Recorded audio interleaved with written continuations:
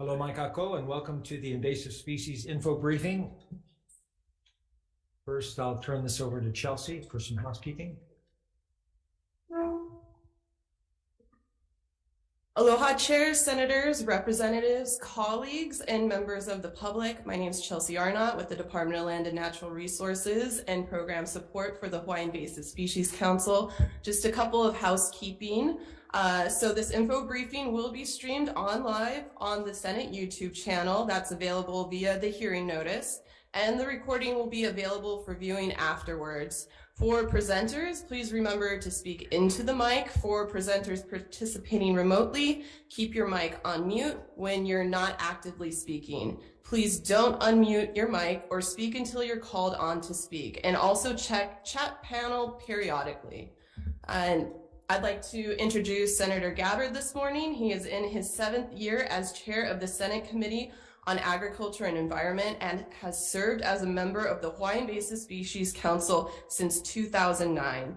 He was chair of Energy Environment Committee from 2009 to 2015 and chair of the Water, Land, and Agriculture Committee in 2016, and in his current role as chair of Agriculture and Environment since 2017. And we greatly appreciate all his support of invasive species and for coordinating this info briefing here today, as well as with your staff. So mahalo, Chair. Mahalo, Chelsea.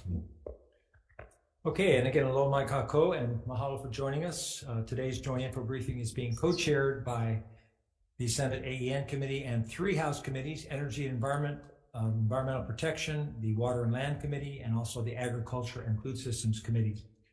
And so this briefing will provide an update on the state's efforts to address threats posed by invasive species and to learn more about what challenges are expected amid the post-pandemic era, particularly as they relate to the implementation of the 2017-2027 Hawaii Interagency Biosecurity Plan. This month marks 7 years since the Department of Ag released the Hawaii Interagency Biosecurity Plan, which identifies 147 actions. Let me repeat that, 147 actions that state, federal, and county agencies can take in partnership with industry and the public to strategically enhance our ability to prevent, detect, and control invasive species. So today we'll be getting an update from DLNR, Department of Ag, and CTAR, and we'll also have some Q&A time at the end after our speakers. So first I'd like to introduce our AEN members who are here. Let's see, first we'll start off with Senator Tim Richards. On my right, he's the vice chair of the AEN committee. He's from District 4 on Hawaii Island, which includes North Hilo, Hamakua, Kohala, Waimea, Waikoloa, and North Kona. Next, we have Senator Carl Rhodes on my left, representing District 13, which is Dowsett Highlands, Pu'unui, Nu'uanu, Pacific Heights, Paoa, Punch Bowl, Palama, Liliha, Ibilei, Chinatown, and downtown. And next to him is Senator Brenton Awa, representing District 23, which includes Kaneohe, Kahalu'u, through Laie, Kahuku to Mokuleia, Schofield Barracks, and Punia Camp. Anyone else from the committee here? Okay. And of course, I represent District 21 in West Oahu, the most beautiful Senate district in the state, but possibly on the planet, which includes Kapolei, Makakilo, and parts of Ewa and Kailua. On the House side, we have Rep. Nicole Lowen, Chair of the House Committee on Energy and Environmental Protection, Representative Cedric Gates, who is not here, and his Vice Chair, Kirsten Kahlo, yeah. Okay, and then we also have Rep. on my left, Rep. Linda Ichiyama, who's the chair of the House Committee on Water and Land. So we'll start off with Chair Lowen, if you'd like to introduce your members.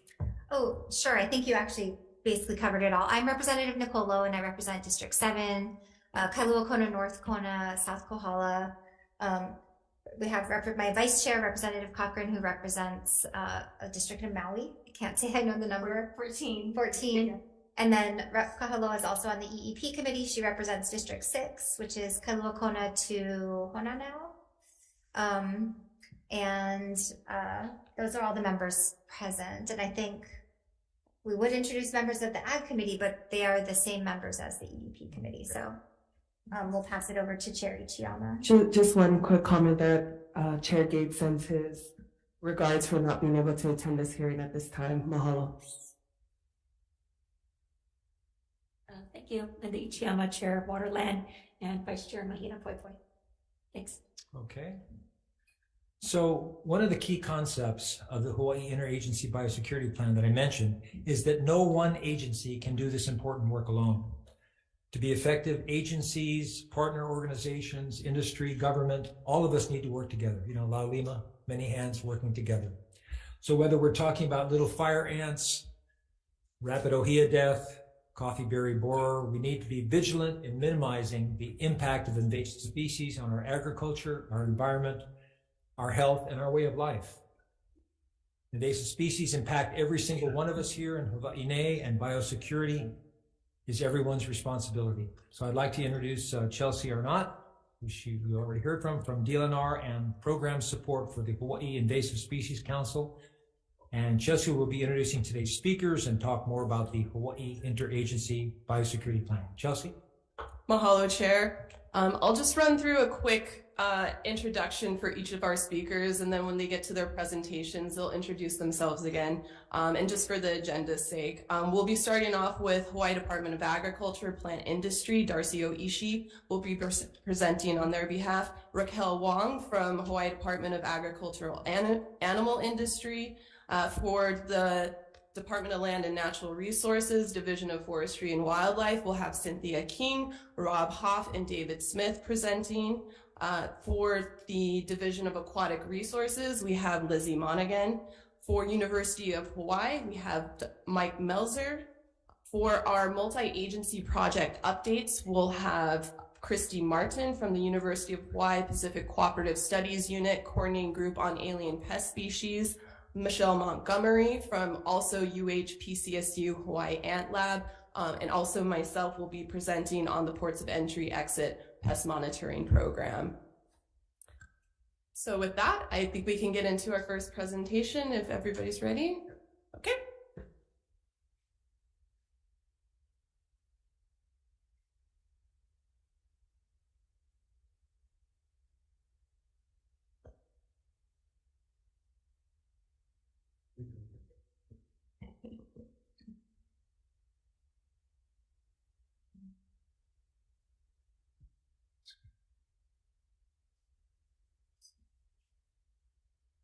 So aloha again, chairs, senators, representatives, colleagues, and members of the public. Thank you for introducing myself. So Chelsea Arnott, again with DLNR and his support staff.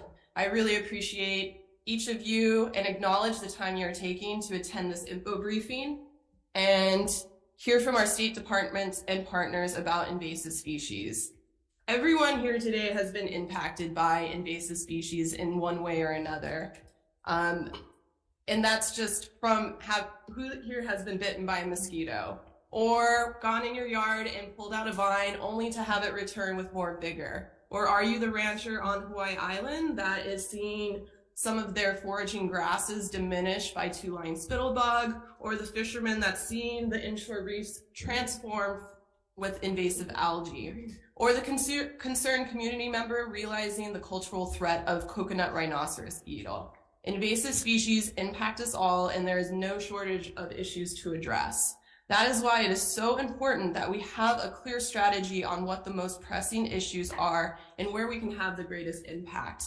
The 2017-2027 Hawaii Interagency Biosecurity Plan is our guiding document on how to address invasive species and improve biosecurity over the next 10 years. We are now moving into year 6 of the plan's launch in 2017. The progress we've made on implementing the actions is identified in the plan and will be shared today, as well as the challenges faced along the way. The presenters here today are not only representatives of their departments, but also in organizations, but the collective invasive species community. That I really do feel here in Hawaii is unique with how well we're able to coordinate against our different partnerships and with our efforts towards common goals. So as we all well know, invasive species do not respect political boundaries, jurisdictions, or sectors. This is why the Hawaii Invasive Species Council was formed in 2003 to provide policy level direction, coordination and planning among state departments and other entities to prevent and manage the threat of invasive species. And a state comprehensive plan was needed to address the gaps and weaknesses in our biosecurity system. And for this info briefing, just a quick definition of when we're talking about biosecurity, we're defining that as the set of measures taken to manage the risk from invasive species. So it's a very broad term for this info briefing and when we talk about the biosecurity plan. And don't get hung up on how the little images of the invasive species moved around. That's not necessarily how I'm saying they've moved across the different islands. So Hawaii also presents a unique situation being an island in an island state, increasing our vulnerability to invasions. A recent study found that the #1 driver of biodiversity loss in island ecosystems is invasive species. And the rate of new species introductions has increased exponentially in Hawaii over the last 250 years. The islands had no freshwater land or freshwater reptiles, and now there's at least 40 from 0 to 6 amphibians, which includes the pesky koki frog. A risk assessment at Kahului Airport found that on average, 1 new insect or plant disease is found every day, and that's not even the busiest airport. Aquatic systems have over 400 new non-native species and 10,000 plants that have been introduced, with around 200 of those damaging ecosystems. Around 50% of the native habitat is left across the islands, but that is threatened by new and existing invasive species. Also, some of the federal rules and regulations that prevent the movement of invasive species or address their management are geared towards the contiguous U.S. states in temperate climates and don't really consider that Hawaii has a tropical environment here where pests can continue to reproduce and flourish year-round. And of course, we're all familiar with our dependence on imported goods, with over 80% of the goods being imported and 90% of food being shipped or flown into the islands. Some pre-pandemic numbers: in 2017, there were 600,000 shipping containers that were processed through the Hawaii harbors. More than 1 million aircraft arrived, and in 2019, we had 10.5 million visitors. So each container, person, plane is just a new opportunity for new pest incursions to come in. And now we're all witnessing the impacts of climate change, which is synergistic with invasive species. We see species range shifts and expansions, and we're already seeing that with mosquitoes moving into higher elevations with warming temperatures. And these are the last refuges for many of our native forest bird populations that now face extinction in the next decade due to mosquito-borne diseases. Increased ecosystem stress. In August of 2021, Hawaii experienced the largest wildfire on record, scorching 40,000 acres on Hawaii Island, and much of that fire was fueled by invasive grasses. And then damaging debris from hazard trees like albizia, when we have severe storm events that are predicted to increase in intensity and frequency. And some of our partners, and one of our partners, Christy Martin, will be talking more about this nexus of invasive species and climate change a little bit later today. So as we move into the development of a comprehensive strategy, which began in 2016, there were already some known baseline gaps. A major component of the plan addresses capacity and the need not only to increase capacity, but maintain that increase even during economic hardships. After the economic crisis of 2008, many key agencies lost really critical staff, and like Department of Agriculture and also Hawaii Department of Health Vector Control Branch, which was defunded, leaving a gap in mosquito surveillance and other human health vector monitoring. Policies need to be clarified, expanded, or adopted to address prevention of new pest incursions. Additional funding was needed for key agencies. In 2016, DLNR and HDOA, the two agencies with the most jurisdiction in preventing and managing invasive species, received around 1.4% of the state budget and remains roughly the same today. Many of our boots on the ground programs, like the invasive species committees and the watershed partnerships, are soft funded and rely on grants on a yearly basis. And of course, there's facility infrastructure needs that take a lot of costs, upfront costs. So for inspections and quarantine at ports and new regional centers to house the critical work of the state and federal biocontrol programs. So after that year-long planning process for the biosecurity plan, it resulted in the identification of 147 action items, which is a lot, to implement over the course of 10 years and across multiple agencies and partners. It focuses on all sectors and program areas of biosecurity. And when we open up the plan, what you can see are the program areas. It's broken down by pre-border, and that's when I was talking about the definition of biosecurity. We're talking about a very more broad concept where we're talking about pre-border, where we're preventing the transport of invasive species into Hawaii. Border, so at those ports of entry, enhancing detection and control of pests and diseases. Post-border, protecting Hawaii from invasive species that are already present. And of course, really critical, public awareness and support. So how are we doing? After 6 years of implementation of the plan, we're 68% of those actions have started implementation. And we can break that down into actions that are completed or ongoing in perpetuity. They don't really have any end. Actions that are working towards completion. And then we have actions that have not started or need to be reevaluated, or the department is no longer pursuing these actions.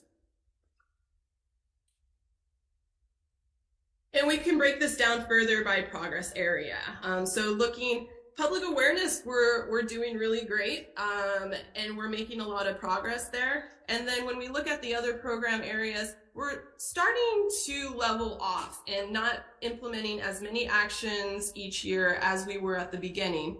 And we can see that even further when we go into the next slide and look at it across the timeline. So the green line depicts where we're making progress and actions that have initiated, and the gray line are actions that are not started. So we had a really great push in the beginning of the launch of the biosecurity plan, but now we're starting to see a little less completed from year to year. And I'll talk a little bit about that after we go over accomplishments and challenges. So some amazing things have happened over the course of the 6 years and having the guidance of the biosecurity plan, increasing public awareness. We have a great partner network that's making videos and other media content and doing really wonderful work to engage the public in our communities on what is happening with invasive species. We've had successful management of harmful pests with natural enemies, reinstating critical programs like the Department of Health Vector Control Branch, and identifying and developing landscape level tools with our partners at Department of Health and Division of Forestry and Wildlife, and we'll have a presentation about that with the mosquito birth control. Conducting risk assessments for terrestrial and aquatic species to really prioritize, where do we want to focus our effort? What pathways do we need to make sure we're watching out for? And improve communications between federal and state agencies that are having conversations about agricultural commodities and understanding what the priorities are and what we need to watch out for on the horizon. Ongoing challenges. There's issues with federal preemption. I'm sure a lot of you have heard about the Vessel Incidental Discharge Act, and our representative from Division of Aquatic Resources will talk about that a little bit more with their presentation. Filling specialist positions. Some positions have minimum requirements that become challenging to find a larger pool of people to fill those positions. Securing for funding for bigger asks like facilities, fast tracking landscape level management tools, which just is hard to do with permitting. Competitive salaries for field positions. We lose a lot of boots on the ground that are doing that work because the salaries aren't increasing with the rest of the job sectors. And there's other opportunities, especially in Hawaii, where it's really expensive to live, where you just need that extra income. And then having easy access to emergency response funds so we can rapidly respond if there is new pest incursion, whether it's occurring on an island or for the state. So there are some reasons why we're seeing less actions being implemented each year. One is there are some heavy asks when it comes to increasing capacity and funding. And there are actions that occur over a longer time scale, like policy review and changes. But one factor I'm speculating on is a lot has happened in the last 6 years. And the importance of the plan has fallen off many of our radars, but we still have champions. And with the new administration, we'll have some new champions guide our efforts forward and revitalize action on the plan. That includes leadership commitment from our governor, state departments, each of you. We need to engage our communities by sharing more about biosecurity work and how they can contribute to implementation of the plan. Hawaii Green Growth is really helping us with this. This is just a little snapshot down in the corner there. They're helping us develop a new webpage that will track invasive species progress through the Aloha Plus Challenge dashboard. And we have seen a lot of turnover in key positions and need to ensure succession plans and continued coordination. We need to continue to recognize that what we have accomplished, so we're motivated to take on the challenges and forge ahead. And I will leave you with this figure here that just shows the cost of implementing the plan on a yearly basis, which in 2017 was $38 million per year. It's that little bar all the way to the right, versus the economic cost of these high impact invasive species arriving or spreading in Hawaii. So mahalo for the time. I'd like to introduce our next speaker, and Chair, I'll pass it over to you. I'm not sure how you'd like to do questions, either. We'll do the questions after each speaker. Okay. First of all, I would like to welcome Representative Kanani Souza, Representative Justin Woodson, and also Senator Linda Coy. Any questions for Chelsea? Okay. Mahalo. So our next speaker from the Hawaii Department of Agriculture, Plant Industry is Darcy Oishi.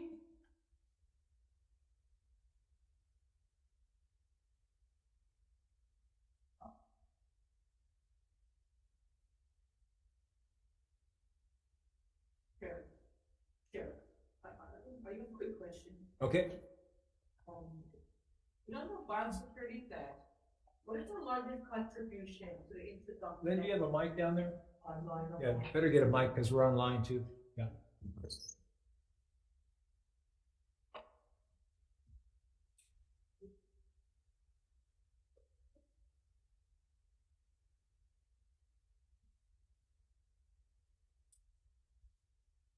So, what is your largest contributors to the introduction of invasive species to the islands? It's hard to pinpoint one pathway, and we actually have a group that's doing a pathways analysis. And when we talk about aquatic invasive species, the two main pathways of introduction are ballast water and biofouling, and we'll have Division of Aquatic Resources come up and talk about that. For terrestrial species, the horticultural trade has been an issue of not only getting plants in or pests into Hawaii, but also moving them throughout the islands. So what is your top three? Oh, my top three. Oh my gosh. So ballast water biofouling for aquatics, the horticultural trade, and now e-commerce, right? With bringing in, you can order anything online now and bring it into Hawaii. So I think our partner at Department of Agriculture is going to talk a little bit about that today. Okay. Mahalo. Thank you. Hello, my name is Darcy Oishi. I am the acting manager for the Plant Pest Control branch of the Hawaii Department of Agriculture. I'm here on behalf of my division administrator, Dr. Helmuth Rogg, who is unable to attend in person today. I want to thank Senator Gabbard for organizing this every year, and I actually look forward to the time when I have no need to come before you. And I want to thank Chair Lowen and Chair Ichiyama for being present, and also like to acknowledge and thank all the senators and representatives that are here today, and acknowledge all of my partners who make the work of biosecurity possible here in Hawaii. Please forgive me. This is not my presentation. This is Dr. Rogg's presentation, so I may deviate or not execute in the way that he anticipated. But I want to thank you. The Plant Industry Division is probably from the standpoint of rules and regulations of we represent one of the largest components in the biosecurity plan through our three branches, the plant quarantine branch, which primarily focuses in the biosecurity plan parlance of pre-border and border. The plant pest control branch, which I run, which focuses on actually the whole continuum of biosecurity, and the pesticides branch, which enables us to go out and identify how we can kill things in the most safe and effective way across the board, the spectrum of our partners for addressing invasive species needs. Our mission is to protect our animal and public health, our natural resources, our agricultural industries, and Hawaii's unique biota. And again, we use our longstanding language has been about prevention, detection, and management, which have homologs within the biosecurity plan of pre-border, border, post-border activities. With prevention being border and pre-border, detection being what happens at the border, and the oopsies that wind up getting past us and into the environment, and management.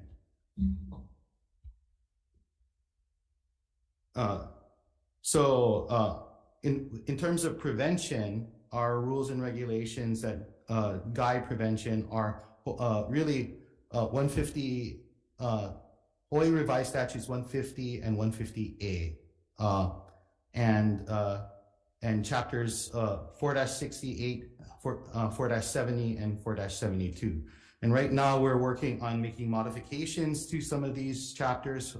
We've created compliance agreements for the regulation of green waste to manage coconut rhinoceros beetle hosts in recognition of the current status of that program, which is we have reached a turning point where beetles, with the strong assistance of people, have inadvertent, not deliberate, have reached a turning point where our ability to eradicate has been compromised. So we need added rules and regulations to achieve the goal of containing it on the island of Oahu and hopefully mitigating its spread and densities through these control actions. So what we want to do is, the program has been very successful over its 9-year history in slowing the spread and really keeping us in the invasion species, in the invasion curve, from going into a logarithmic growth phase for a good amount of time. So this is similar to epidemiology and what we saw with COVID in all of our conversations in 2020. And we basically have been applying the same techniques for great effect, but basically we have lost that fight on the coconut rhinoceros beetle in terms of our ability to eradicate the species.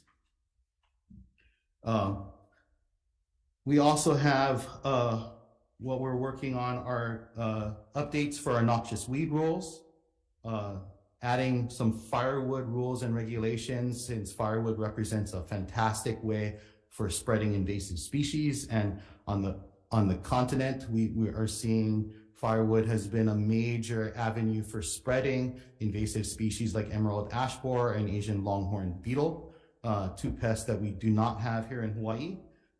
We've also been creating and rolled out the Kupono database system, which is used by our plant quarantine branch to manage our imports of produce and other items, and allows us to have a comprehensive database for their operations.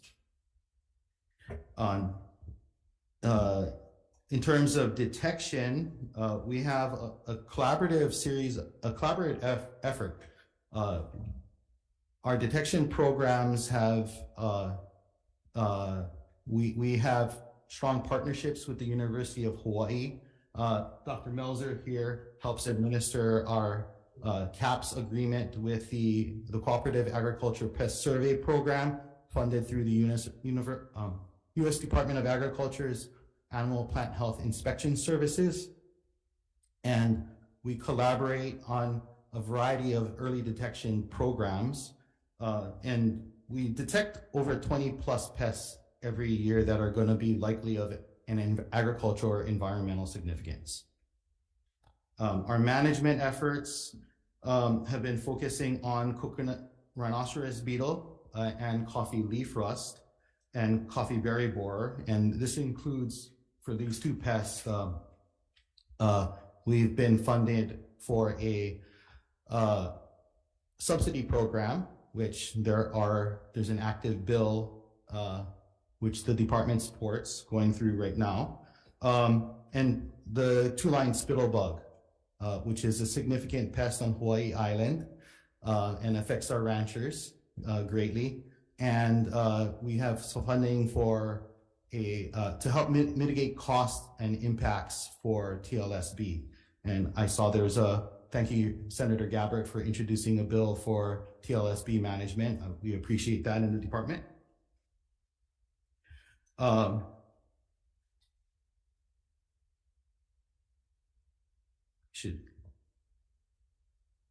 So addressing pre-border, filling positions within the division is an active, ongoing process. In this case, one of the things that we're focusing on are positions that were created by the legislature specifically to address biosecurity. We have recently onboarded a biosecurity plant pathologist. The division has been lacking a plant pathologist position since the retirement of the biocontrol plant pathologist in 2020 and the subsequent loss of that position. We've also have a data management specialist who focuses primarily on Kupono and other issues with the plant quarantine branch. And this helps, this system is really geared toward helping us prioritize our inspections for incoming cargo and basically improving our inspection services and ultimately our reporting and communication programs relating to what we find in our inspectional process.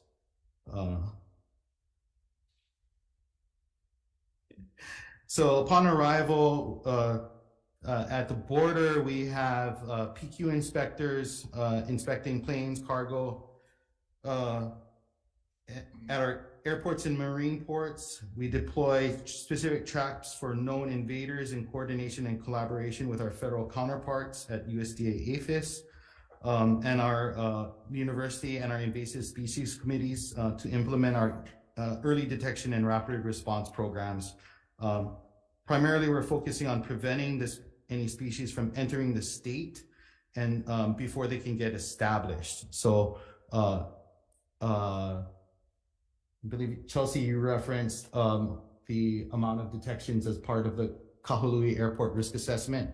That program, we found a large number of invasives being found at ports of entry, specifically Kahului Airport. But what we have is each pest, when it arrives, has to basically find the right habitat and environment, the right host to feed on, and utilize and the right environmental conditions for it to be able to breed, reproduce, and make future generations that my colleagues in this room hope to make sure they do not achieve a kama'aina status in Hawaii. So I wanted to tie some of what we do to what Chelsea has previously mentioned. And unfortunately, Senator Gabbard, the pests that you mentioned in your introductory remarks, they're already trying to get kama'aina status. Yeah. So one of our efforts right now is to expand our detector dog team. And detector dogs are highly efficacious because we've mentioned that some of our more effective systems, including the port biosecurity program that Chelsea is going to be talking about later this morning, are based upon lures. So you know the pest, you know what it's attracted to, and so you can go out, use a lure, and create opportunities to basically make your detection efforts more effective. But there's a lot of threats that we do not know about at any one point in time. Two-line spittlebug, which I had already mentioned, was not on our radar as an agricultural pest for Hawaii. So is the Queensland longhorn beetle would not have appeared on any of our assessments because it's not even known what it really does in its native environment in Queensland.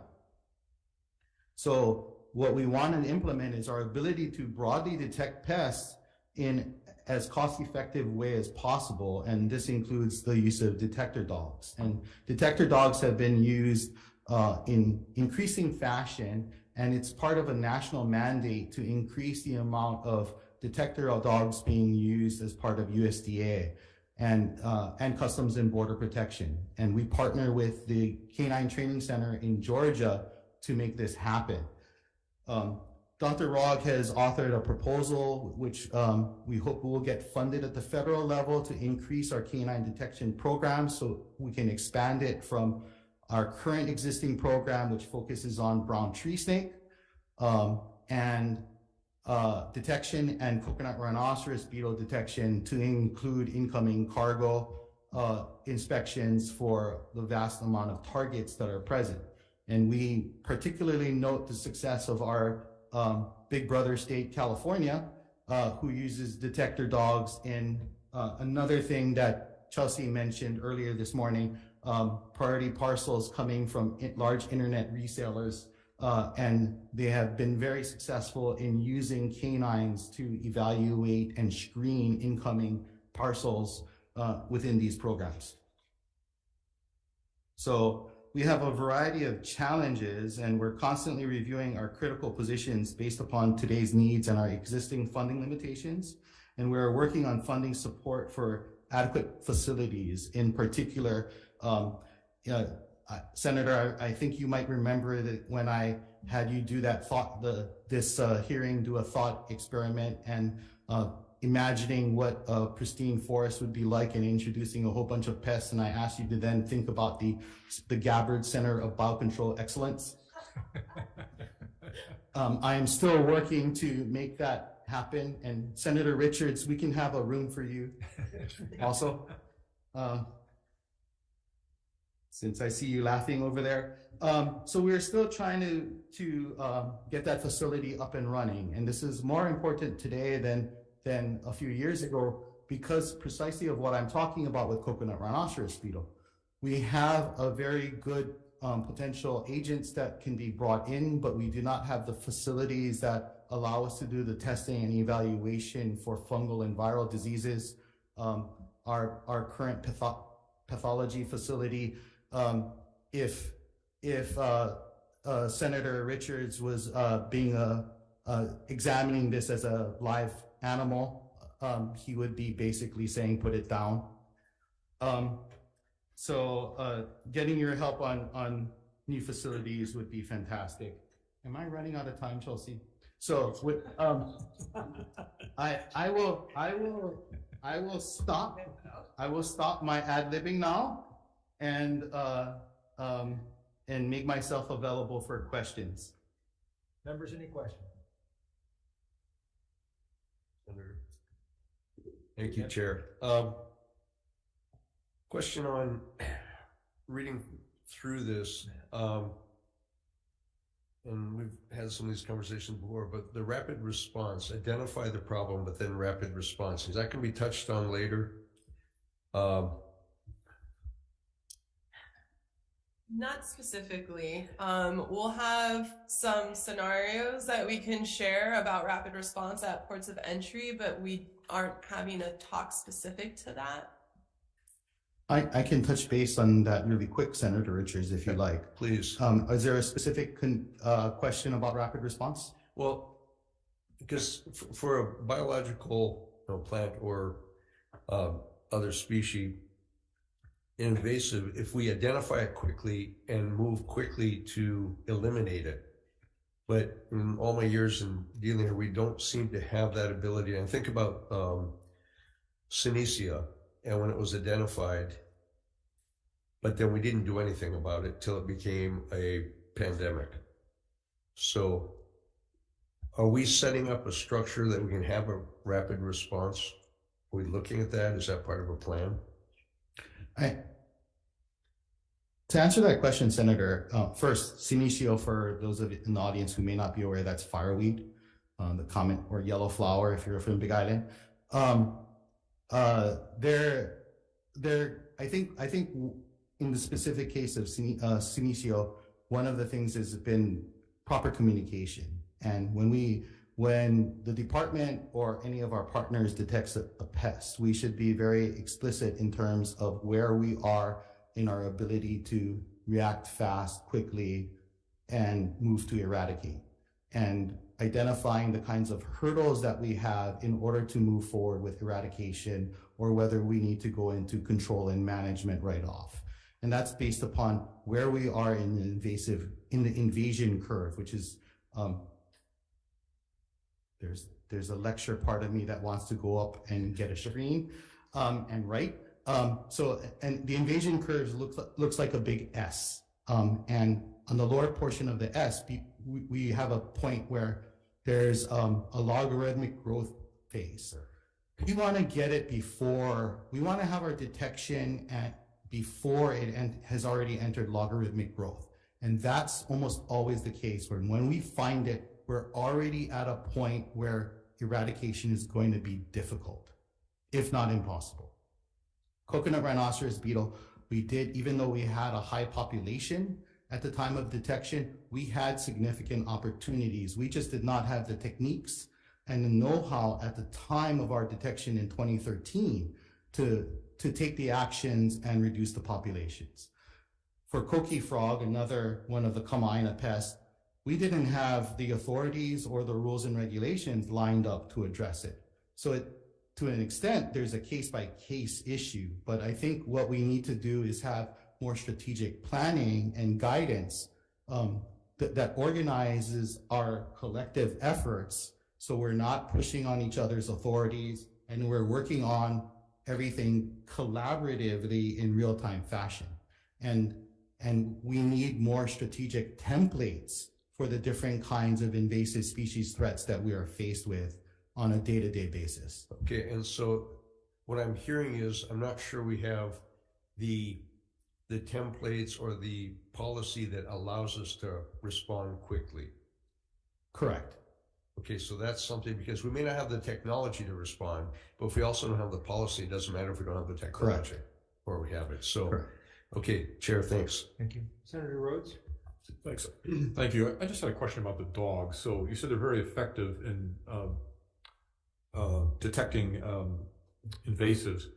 How many invasive, I mean, how does it work? Can you train them to smell something that just isn't right? Or do you have to train them for each individual invasive? We have to train them for, I know a little bit more about coconut rhinoceros beetles since I actively work on that project with the Georgia team. So in the case of coconut rhinoceros beetle, we've trained them on two scents, the larval scent of the beetle and the adult scent of the beetle. And then that training then is fine-tuned for detecting within certain parameters, like so under soil or compost, or under turf and things like that. But you would have to specialize dogs if you were trying to get a wide range of. Correct. So there's some level of specialization. So we have dogs, USDA for instance uses dogs on outgoing material for fruit fly detection. So they're trained on some common scents that are likely to host fruit flies. So a typical dog can be programmed for detection on 5 or 6 scents. Okay, thank you. Thanks, Chair. Darcy, you said we lost the fight to eradicate CRBs. Correct. Is it funding, staff, bad planning? Can you just elaborate a little bit more about that, since you are intimately connected with these CRBs? It's a variety of things. When we launched the national incident management teams, when they were deployed by USDA to help us, one of the initial things was identified as we would need about an $8 million all hands budget. This does not mean we needed an $8 million appropriation from either Congress, the legislature, or anything. What we needed was $8 million from our partner agencies being contributed across the board for CRB. We didn't get that. And with each year on an invasive species where you're not getting funding that's adequate to work, the dollar amount basically is collecting interest. So we didn't have funding at first. We also did not have necessarily all the staffing that we needed, but there was also a significant learning process for all of the agencies that were responding.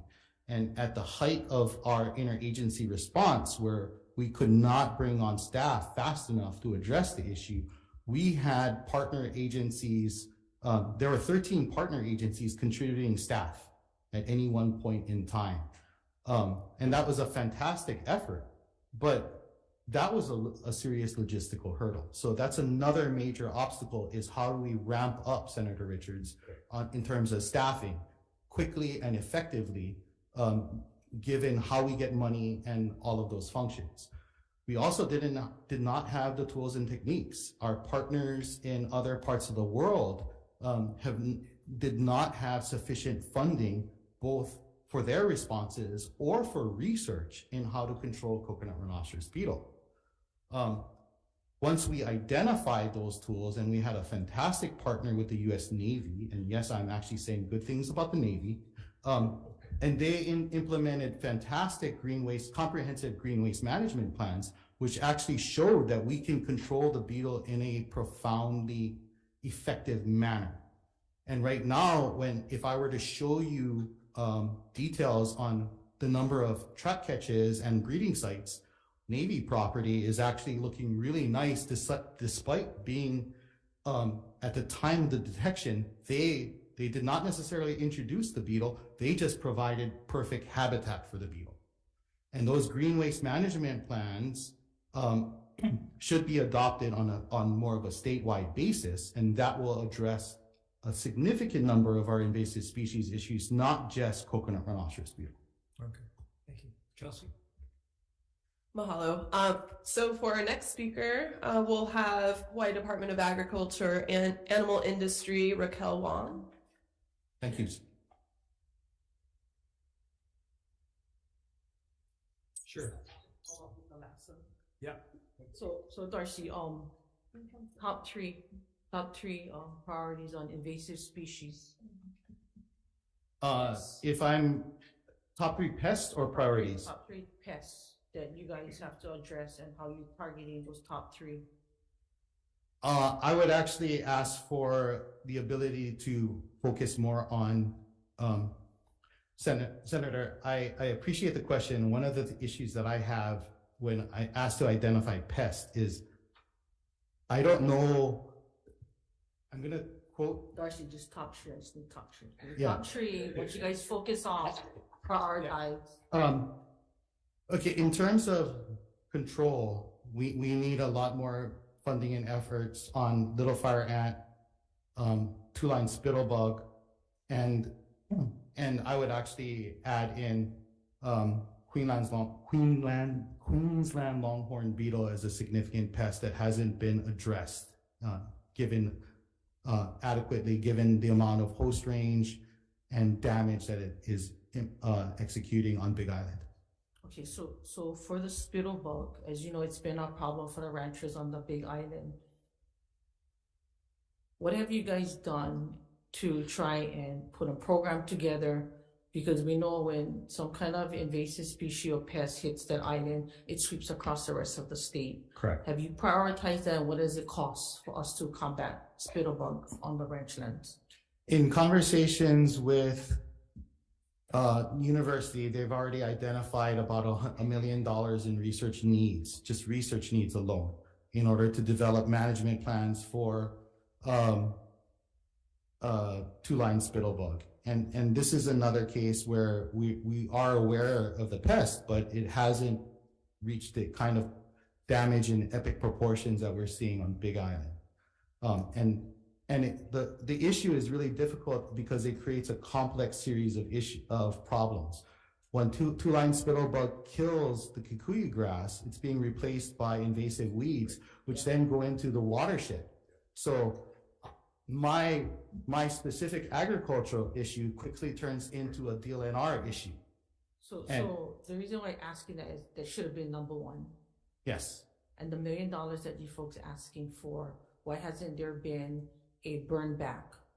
In other words, instead of trying to combat it the other way, because burning also helps you guys with the situation of anything else to come back and really to bring back healthier lands on the pest that is there, because it's continuing to just degrade. And I'm just talking for the Big Island right now, because we just don't like to come down to Maui and Molokai. On the other hand, I like address the coconut rhinoceros beetle, because your expertise and your findings on what you guys can do now, like a problem on Molokai on the identification that we have yet to have on why the coconut trees are dying.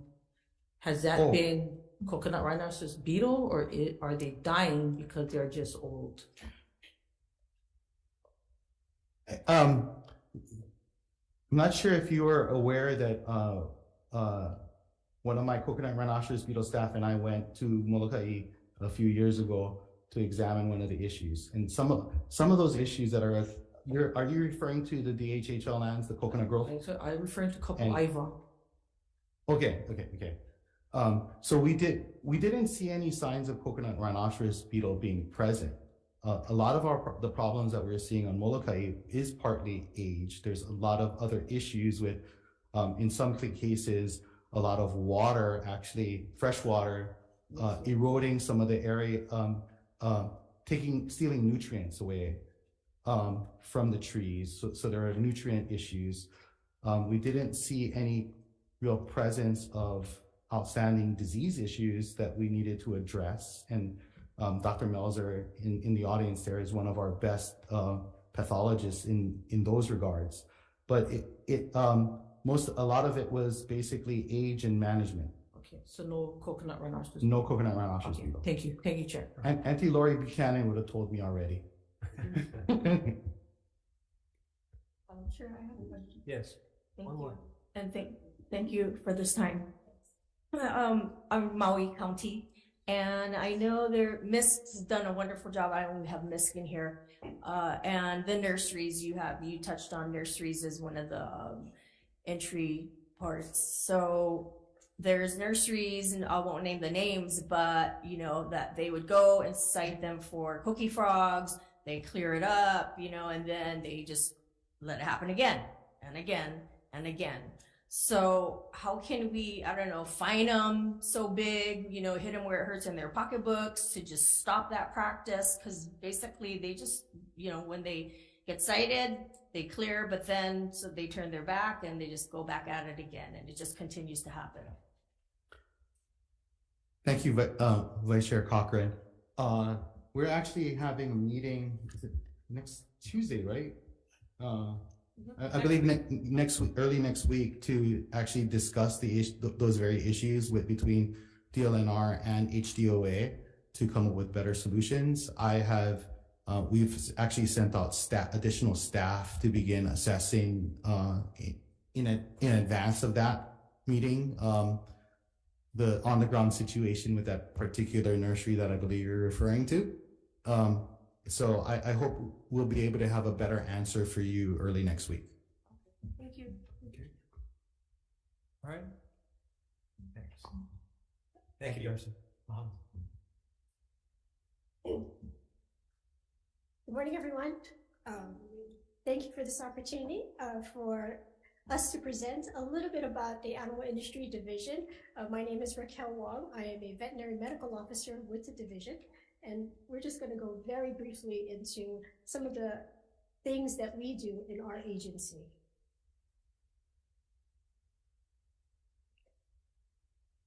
So this first slide is going to show you how within the department, our agency interfaces with our folks, with our friends in the plant industry. And our agency is made up of 4 branches that you can see here, and it does include the Animal Disease Control Branch, the Rabies Quarantine Branch, the Veterinary Laboratory, and the Aquaculture, Livestock, and Support Services. And this is how plant industry interfaces with us. And we have some common areas that we do the same types of activities. And our mission, our primary mission that we like to support is that of One Health, or we're safeguarding the animal health and public health issues. And we do that because we are interfacing between 3 different areas.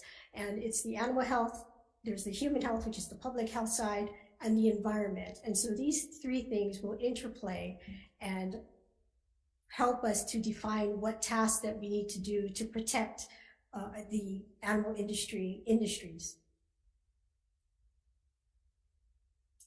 Okay, so this slide is going to briefly go through some of those specific tasks that we are engaged in. For example, there's pre-border tasks, and what that involves is that animal species that enter the Hawai'i are going to be tested and evaluated for their health status and tested for diseases of concern. At the border itself, we have 2 primary tasks. We're looking at identifying those animals both individually and then also sometimes as a group, and it does depend on the species, and then making sure that they have the necessary documentation accompanied with them that assures what their health status is. And then finally, in the post-border arena, there is oftentimes, depending on species, quarantines for these newly imported animals where they are held isolated from the native or the folks or the animals that are at the farm potentially or in other areas, to keep them separate so that if diseases have a longer period of time in which they're going to show themselves, by having them separate, it gives that disease time to show itself, and then we can take appropriate action when necessary. Yep. And we also work very hard with our partners, especially on the federal side with the United States Department of Agriculture, to increase our awareness of diseases of top concern. So just example of some types of threats or emerging threats that we are keeping an eye on at this time. The first one, of course, I'm sure folks have heard about avian influenza. It is something that is seen across the US mainland at this time.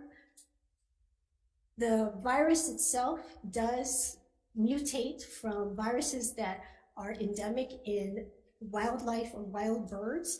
And so one of the things that is of concern is migratory birds will carry the virus into the US mainland. In Hawaii, we do have golden plovers that come visit us in the wintertime. And these folks or these birds do travel in the Alaska or the Pacific Flyway and do intermix with migratory birds that are coming from Asia and potentially may carry similar viruses to the high pathogenic avian influenza virus that we see. One of the advantages, though, is that the virus itself does tend to be a cold weather virus. So because we are blessed to have temperatures above 70 degrees pretty consistency, that is why there is no threat at this time that we've detected against that virus. Okay. Another disease that that is top of mind is something called African swine fever. This is a fatal disease in all swine species. It has been detected in Asia, and it's actually a disease that can move very efficiently on both product, on sick animals, as well as in things that carry diseases like trucking equipment or packing material or potentially feed. And the danger, of course, is that it could definitely harm the United States pork industry significantly. Because of our close relationship with Asia, where this disease is currently occurring, we are watching our swine population and making sure that there are no threats to them. In addition, we work very closely with, again, our USDA partners. Potentially garbage that comes from foreign origin could also be carrying this type of virus. Okay.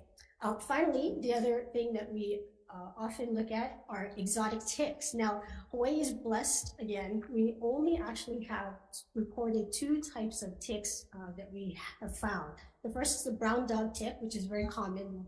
Most people have seen it on their dogs.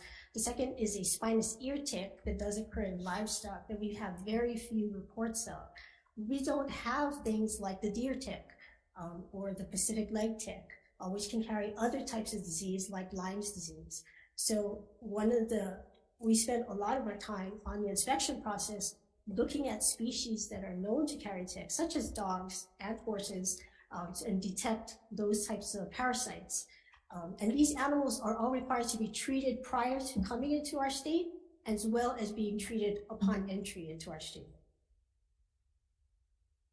Okay, so just finally, very briefly, what types of activities would be helpful to continue this type of due diligence that our agency commits? And of course, having safe, secure frequency facilities. We do work with large animals, which can be a little bit tenuous at times. So making sure that we have adequate restraint facilities to work with these animals would be great, especially at our different ports of entry. Currently, most animals will come in through the Honolulu port, but we do occasionally see some animals coming in through the neighbor island ports. So being able to ensure that our staff is able to do their jobs well at that port would be very good. Being able to, workforce development and having skilled personnel that are some of the skills with working with animals, especially animals of different species, is something that comes only through experience. And having a good workforce development program to support that would also help our efforts to continue our due diligence. And finally, again, access to resources. We talked about response. When a disease incursion does occur, a lot of times there is a quick wrap up in order to be able to detect what is the extent of that disease, what other areas have been exposed, and so being able to expand out and deal with that type of response requires resources. In addition to that, on the back end, when we try to eradicate things, sometimes it's a challenge when you're dealing with very large mammals and how to efficiently dispose and contain those carcasses that may have resulted from that action. Okay. So that concludes my presentation, and I'll be happy to answer any questions that I can. Thank you, Dr. Wong. Any questions, members?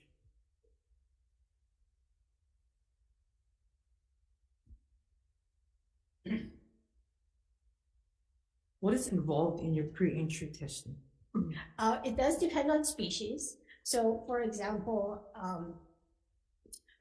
usually it's, I'm just trying to think how to make this easy. So for livestock, there are recognized diseases that the United States is trying to keep track of. So things like brucellosis in livestock would be an example of that. On the pet animal side, at least for Hawaii, rabies virus would be another example of that. So testing for those types of diseases prior to those animals coming in is part of that process. Okay. And where do you guys do it, the pre-testing? So that is done before the animal actually leaves its state of origin. So it's done usually by the veterinarian or the producer or the owner before they leave. And the owner pays for it, right? Correct. Okay, so and then how many animals you guys have tested in the program prior to entry? You guys have that data?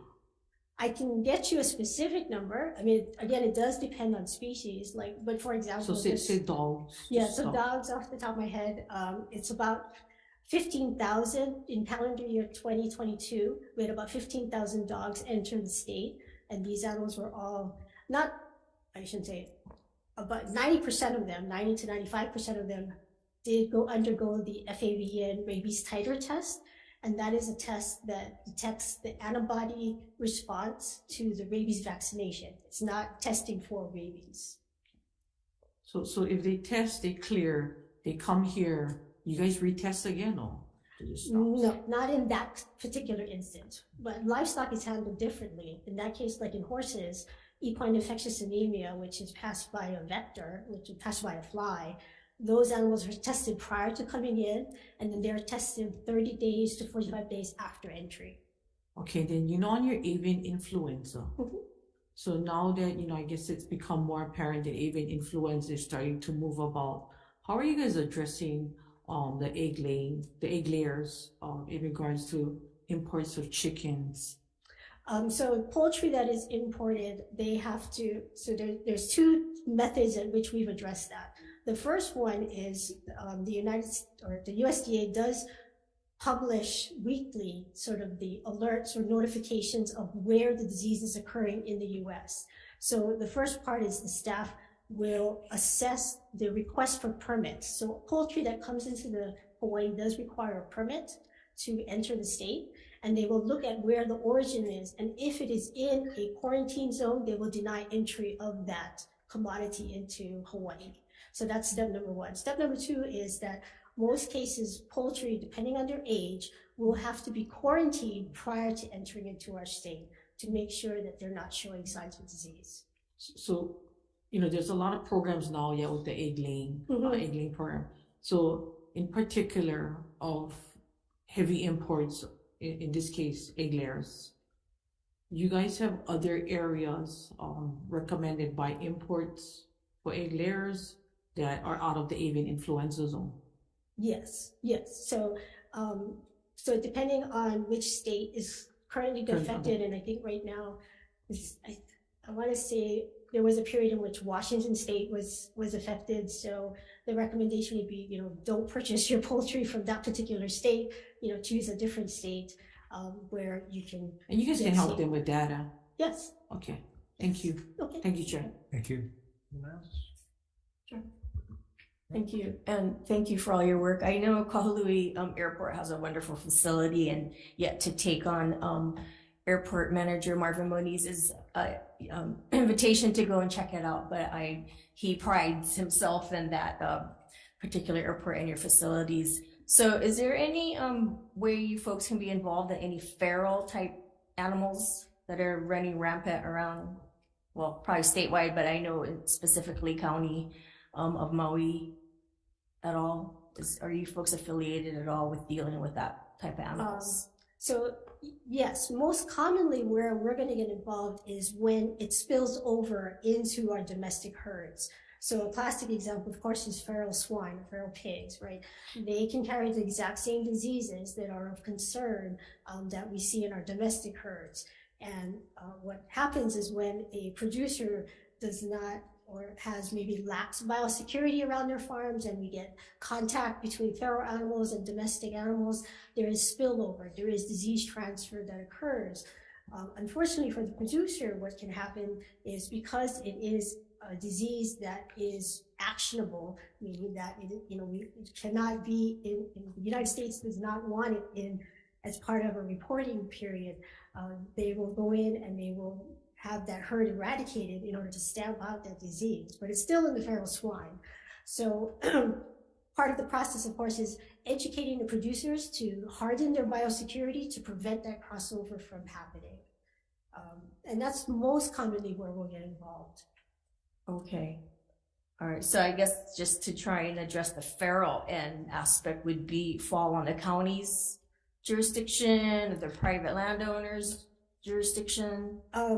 So the simple answer is yes. Obviously, if you have feral animals on your property, you're going to want to remove them. That would be the simplest thing.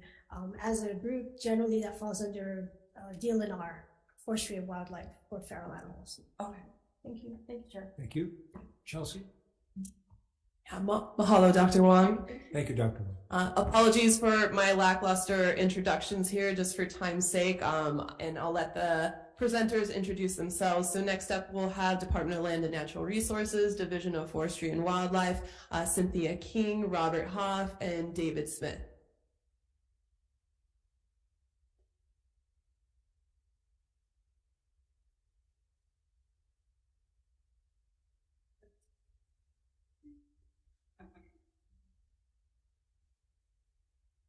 Thank you.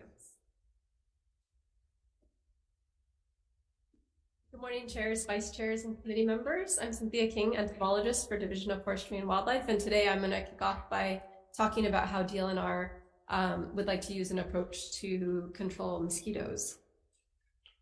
As background, no mosquitoes are native to Hawaii, and the mosquito we're focusing on primarily in this talk is the southern house mosquito, which vectors avian malaria, which is different from the avian influenza you were just hearing about. Avian malaria, like human malaria, is caused by is a disease that's caused by a parasite that's transmitted by mosquitoes. Because they evolved in the absence of malaria, and the mosquitoes that transmit it are native forest birds, particularly the honey creepers, lost their natural immunities that their mainland ancestors had. So a single bite can kill a honey creeper.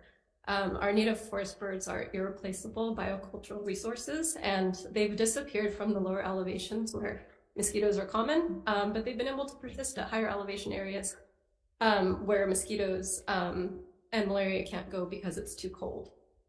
However, due to climate change, the remaining forest bird habitat is warming, and mosquitoes are moving upslope and invading those last refuges.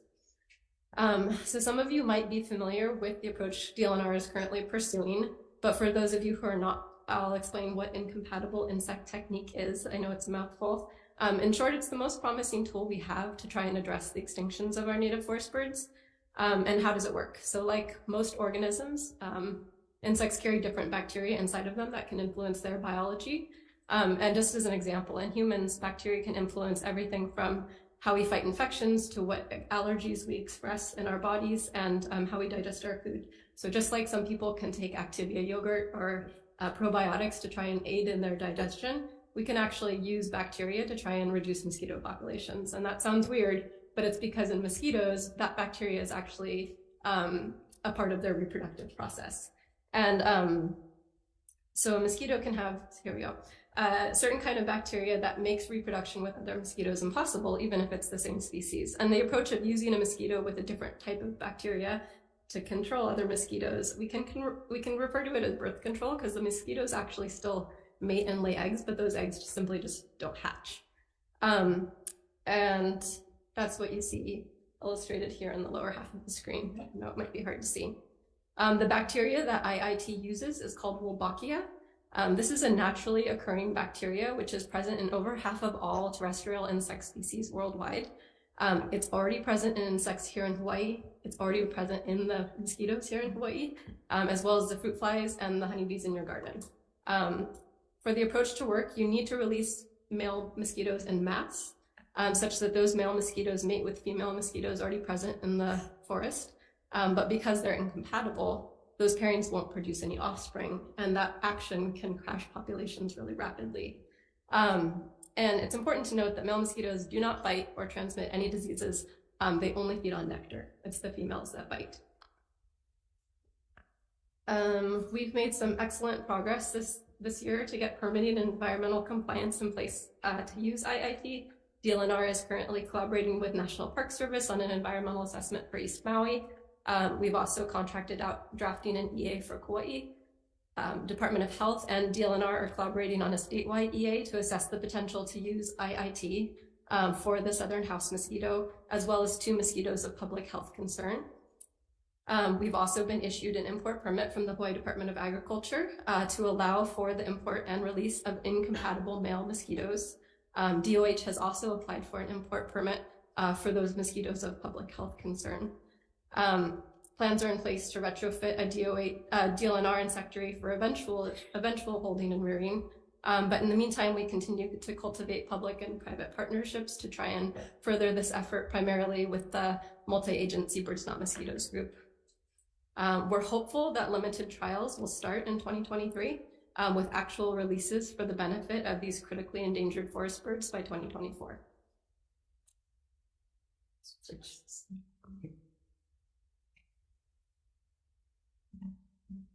Good morning, I'm Rob Hoff, State Protection Forester with the Division of Forestry and Wildlife, and I'm going to talk a little bit about rapid ohia debt. Our ohia forests are primary habitat for the birds, our native forest birds that are threatened by extinction, and the biggest threat to our ohia forest right now is rapid ohia death, which is caused by 2 different fungi. So we do regular surveys across all of our ohia forests in the state, and you can see on the maps there a little bit about the distribution of ohia. Unfortunately, we have found rapid ohia death across all districts on Hawaii Island. On Kauai, we're also finding it across the island, but not at the levels that we've seen it on Hawaii Island. And we're actively attempting to contain it on that island to protect our ohia forests. On Maui and Oahu, we have only found the less aggressive species of rapid ohia death that is thought to have been here maybe longer than the aggressive one and is causing much less destruction. We have not found the more destructive Stratocystis lupu-ohia on Oahu, Maui, and forgive me, Lanai and Molokai are not on this map, but we haven't had any detections on those islands. There's been a huge effort to learn more about rapid ohia death, and we have some fantastic research collaborations that include the University of Hawaii, federal agencies, and universities on the mainland. And we have over 42 scientific publications on our website that have been put out since research has begun, primarily back in 2016. Most of the research is trying to understand the biology of the disease, how it spreads, and how we can stop its spread. On Hawaii Island, as I mentioned, it's found throughout the island, and we really are going to have to look at long-term forest health management tools to manage this species. One of the things we've learned from the research is that there's a much, much higher incidence of rapid ohia death in areas where we have hoofed animals, uncontrolled, unmanaged. In this picture, this is a map. It's satellite imagery that was analyzed by our rapid ohia death data manager. And he's mapped all of the trees that look like they might have been killed by rapid ohia death. And you can see that in the area that is fenced, which is what the purple color represents, there's nearly 0 trees that he has pulled out. So we continually see this pattern on Hawaii Island. So we think that managing our animal populations is going to be important to dealing with rapid ohia death on Hawaii Island, as well as managing the weed species that come into areas where the canopy has been killed, using tools like biological control, which Department of Agriculture talked about earlier.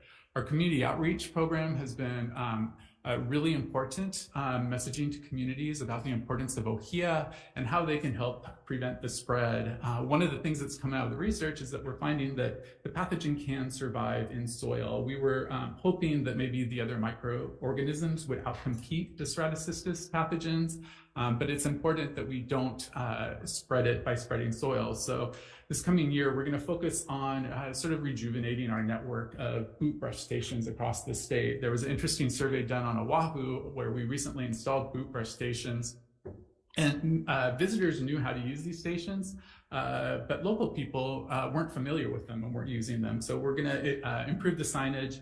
There's a display model that's going to be working with Coordinating Group on Alien Species is going to be installed at the airport with outreach materials explaining why this is important. So unfortunately, Emma Ewan wasn't able to be here today, so I'm going to give her presentation on the 30 by 30 watershed initiative.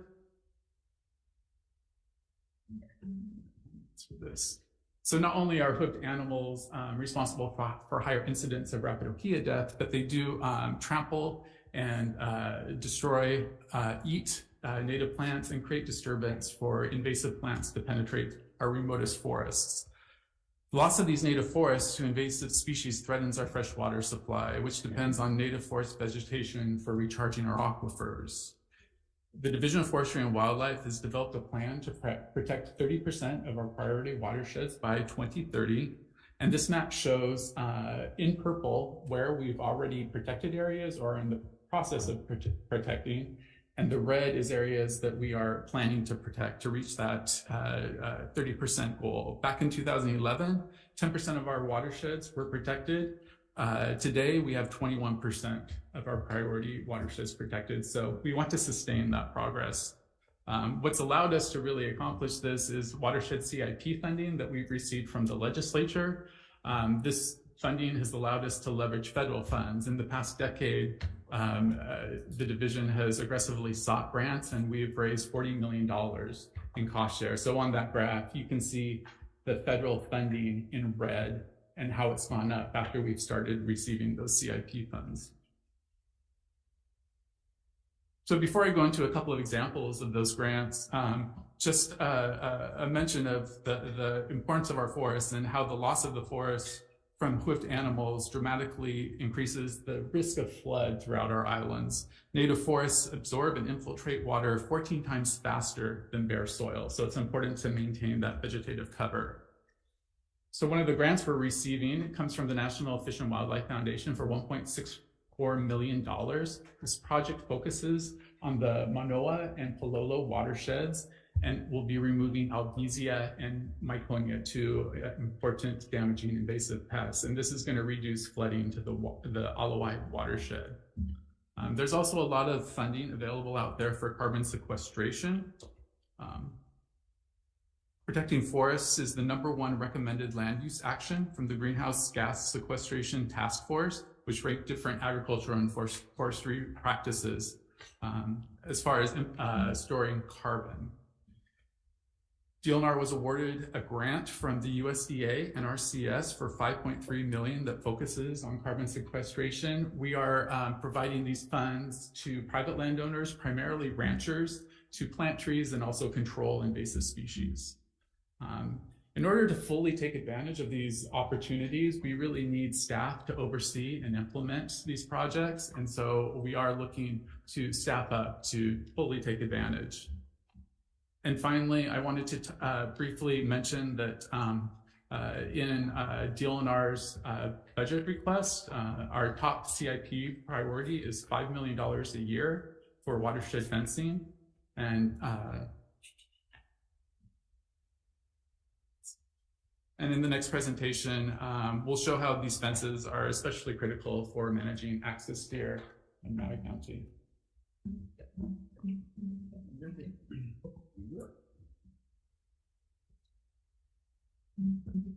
Good morning, chairs, vice chairs, senators, representatives. David Smith, I'm the administrator with Division of Forest and Wildlife. First of all, I'd like to apologize for not making it out to the field trip to Mount Kaala. I had a DLNR that day and had some submittals that I had to cover, but I heard that it was great, and we got fabulous staff that don't really need me, so I'm glad you made it, but I would have liked to have been there. So I'm glad you were able to get up there. Okay, so Maui access deer situation on Maui. So we got a core survey area of about 46,000 acres. Deer have been here for many decades, but lately they've just exploded.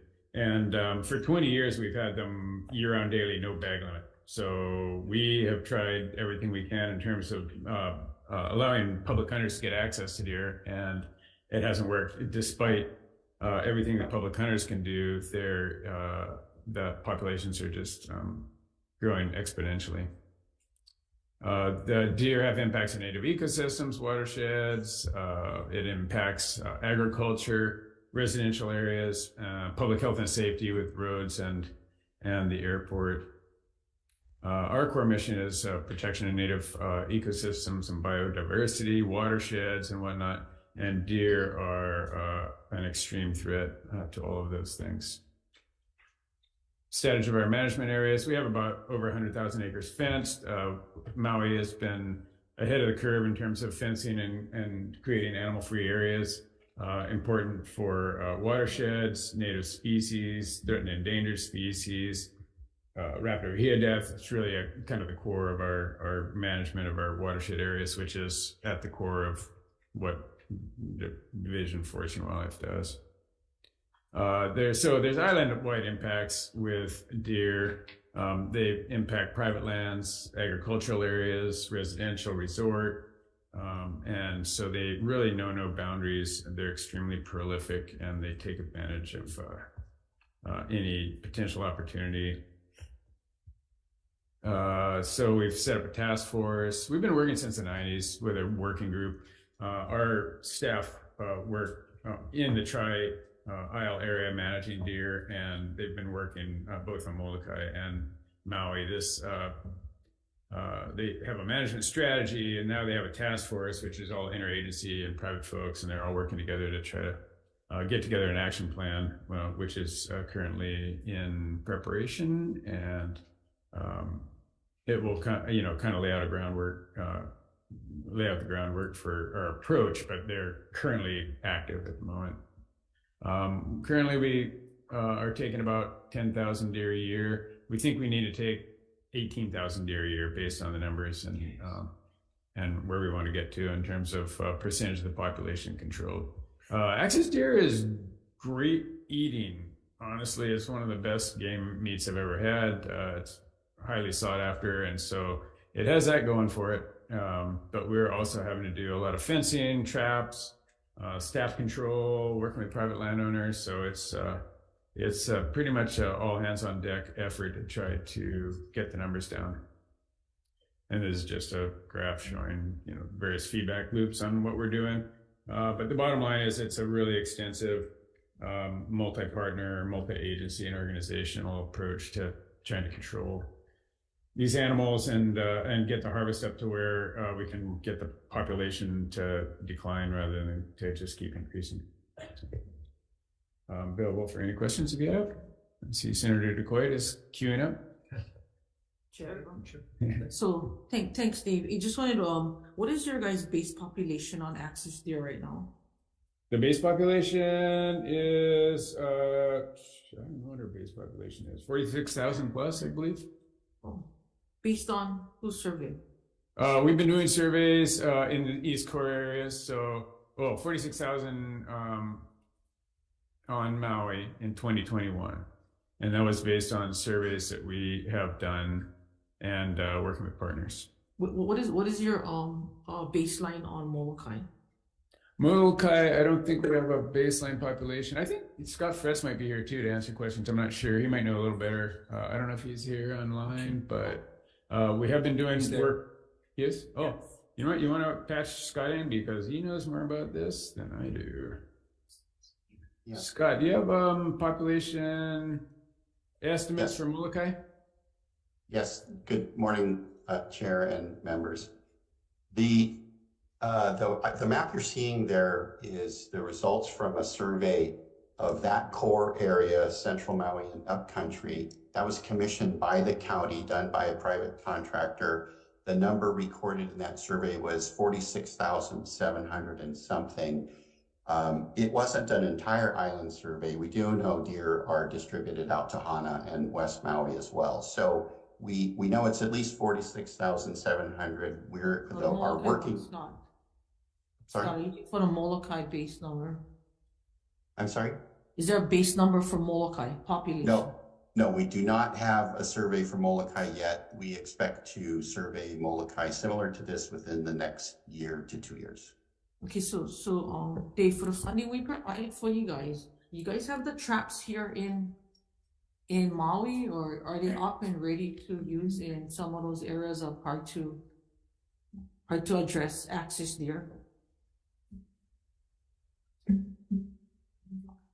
I can address that as well. Okay, Scott. We have some new types of traps that we think are going to be really effective. They've been used for axis deer in other areas on the mainland.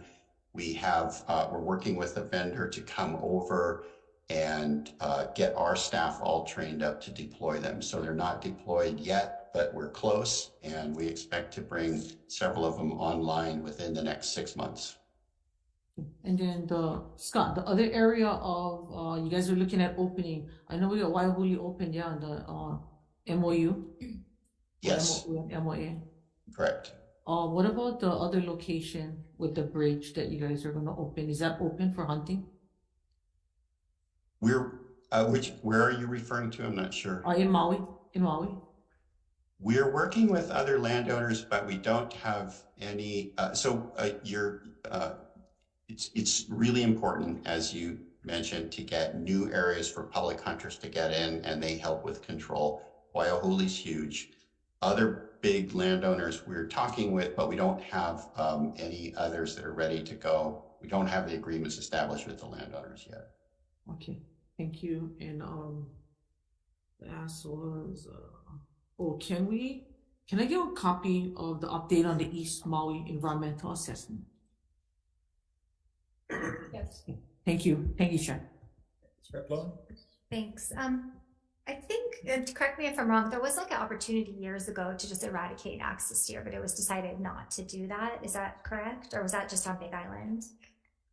They were animals brought into the Big Island illegally, and we went after them to eradicate. And we currently don't have any detections over there. I've heard various rumors about the potential of them still being there. They're really difficult to eradicate completely, but that was just a Big Island thing. We haven't. Our policy is not to eradicate. We manage them lanai for public hunting, but they are very problematic, and so we're kind of doing a reset now to say. Yeah, so I guess that's my question. It would just be interesting to see the cost benefit analysis. Like, I understand the arguments for, recreational hunting and food sustainability, but then if it costs taxpayers a ton of money to be able to properly manage, and of course with no natural predators, you see all these problems. If the forest is destroyed, there's no recharge of the freshwater supply, and eventually you just have a dead island that can't support anything. So what's the cost benefit analysis on continuing to allow this invasive species to be here?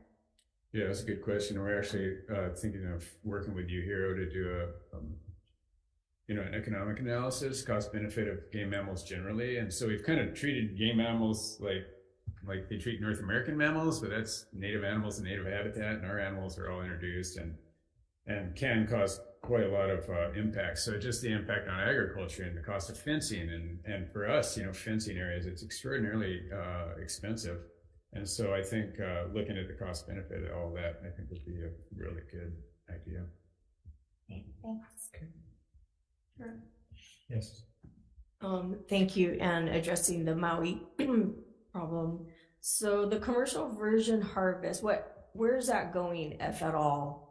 Looking into commercially harvesting the deer there. I know, first off, you got to get into lands and where they're actually populated to get to and harvest in order to do this. But have you folks, I was speaking to Senator DeCoit the other day. I went to visit Desmond Manaba on Molokai to see his program. And back when I was a council member, wanted him to come over to implement it back 10 years ago.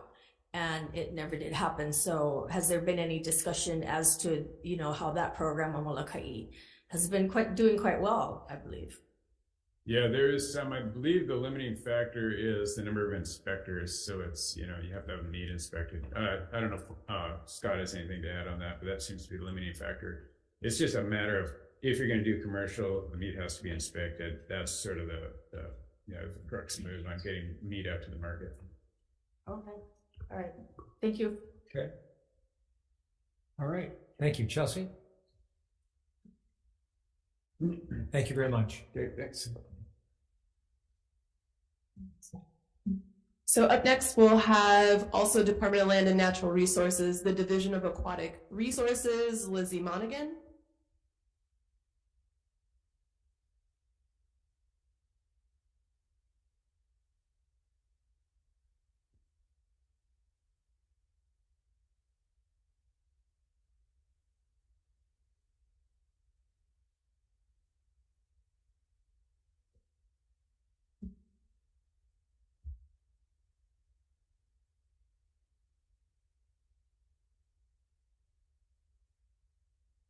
Hello, everyone. I want to say thank you again for coming here and listening to us talk about these important issues. My name is Lizzie Monahan, and I am an aquatic biologist for the DAR Aquatic Invasive Species team. Specifically, I am the ballast water and hull fouling program coordinator. Just briefly about Hawaii's aquatic resources. So our aquatic resources provide over $2 billion in economic value to the state of Hawaii every year. This includes tourism, nearshore fisheries, and coastline protection.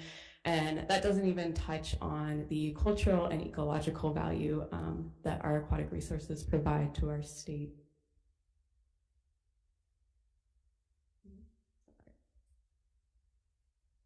Because our state is so unique ecologically, it makes us very vulnerable to aquatic invasive species introduction. In fact, we have the most aquatic invasive species of any U.S. state or territory. And this is any species that introduced into our ecosystem may cause harm to Hawaii's economy, environment, human health, or public safety and welfare. And as Chelsea mentioned earlier, our two main vectors of aquatic invasive species introduction, which is responsible for about 80% of our introductions, is ballast water and biofouling associated with our vessel traffic. However, invasive species also get introduced through accidental and intentional release through aquarium and aquaculture. The state of Hawaii has a sort of three-tiered strategy to minimize the impacts of aquatic invasive species. This includes prevention, early detection and rapid response, and then management and control of these already established populations.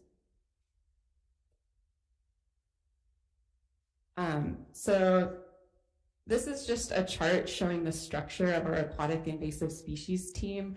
Our team is split into two main parts. So we have a field team that's mostly responsible for response and management. This includes 2 aquatic biologists and 4 fisheries technicians, as well as some supplemental contract positions. And then the ballast water and biofouling program is sort of the prevention side of the team, although we work in tandem a lot. And this includes only 1 civil service position, the aquatic biologist, which is my position. And then we're supplemented by 1 contract position and then a KUPU AmeriCorps placement that we don't have. It's kind of an intermittent position. So talking a little bit about the value that the ballast water and biofouling team adds to the state of Hawaii, we work on these prevention issues. And one big issue that we've been focusing a lot of our time on the last few years is preventing stony coral tissue loss disease from being introduced to the state of Hawaii. This is a coral disease that was first spotted off the coast of Florida in 2014. And has since spread throughout the Caribbean very rapidly. It causes a very high rate of mortality in the over 20 coral species it affects. Concerningly, this disease has been shown to travel via ballast water and also is assumed to travel via biofouling. And we receive vessels from these affected areas, so that poses a high risk of its introduction to Hawaii. In the last couple years, the ballast water and biofouling team has formed working groups to talk about this issue. We've collaborated nationally and internationally to develop response plans, as well as workshops to educate people. And we've also worked on educating stakeholders. This legislative season, there have been 2 bills that were introduced. Thank you, Representative Ishiyama.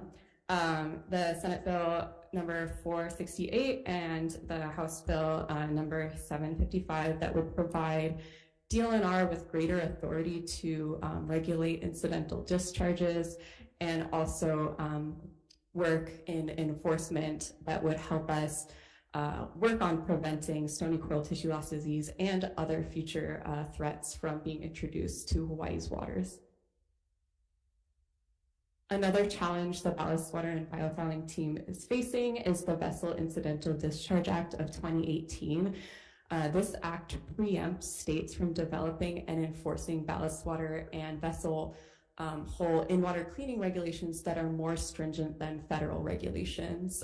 This act has not gone into effect yet. They're still working on creating the exact wording and enforcement rules, but we're expecting it at the end of 2025 at the earliest, potentially even later. So the Vessel Incidental Discharge Act will allow, it gives us this opportunity to co-enforce or enforce the new federal regulations or enforce state regulations that mirror federal regulations. However, it prohibits states from charging shipping companies a fee to support this regulatory work, which means there's no revenue from this method to build an enforcement team within DAR.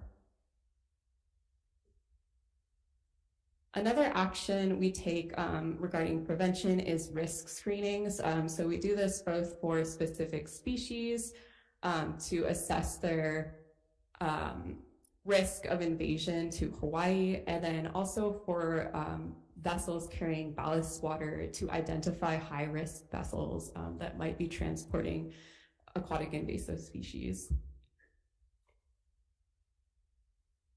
Our aquatic invasive species field team does a lot of rapid response. Since 2020, we have rapidly responded to 4 high-risk introductions with more plans on the way. So this is a method of kind of nipping these invasions in the bud and trying to prevent them from becoming established populations. So this included responding to a dry dock, to some corals and anemone in Kaneohe Bay that were likely introduced via aquarium, and other high-risk introduction pathways. And then finally, I wanted to touch on one of our biggest projects for management. This is our invasive algae management project that's been going on for over 10 years now. So if any of you are big swimmers, you've probably noticed a lot of our coral has been overgrown by invasive algae. So our team began by doing mechanical removal using a barge of this invasive algae from Kaneohe Bay. And then we also now work with the sea urchin hatchery, which grows the native Hawaiian collector urchin on a biocontrol program. So we've outplanted almost 1 million Hawaiian collector urchins to our reefs. And these are very efficient grazers, so they can graze the algae and help remove it from our corals. We've treated almost 1 million square meters of Kaneohe Bay using this method, and also 120,000 square meters of Waikiki Marine Life Conservation District.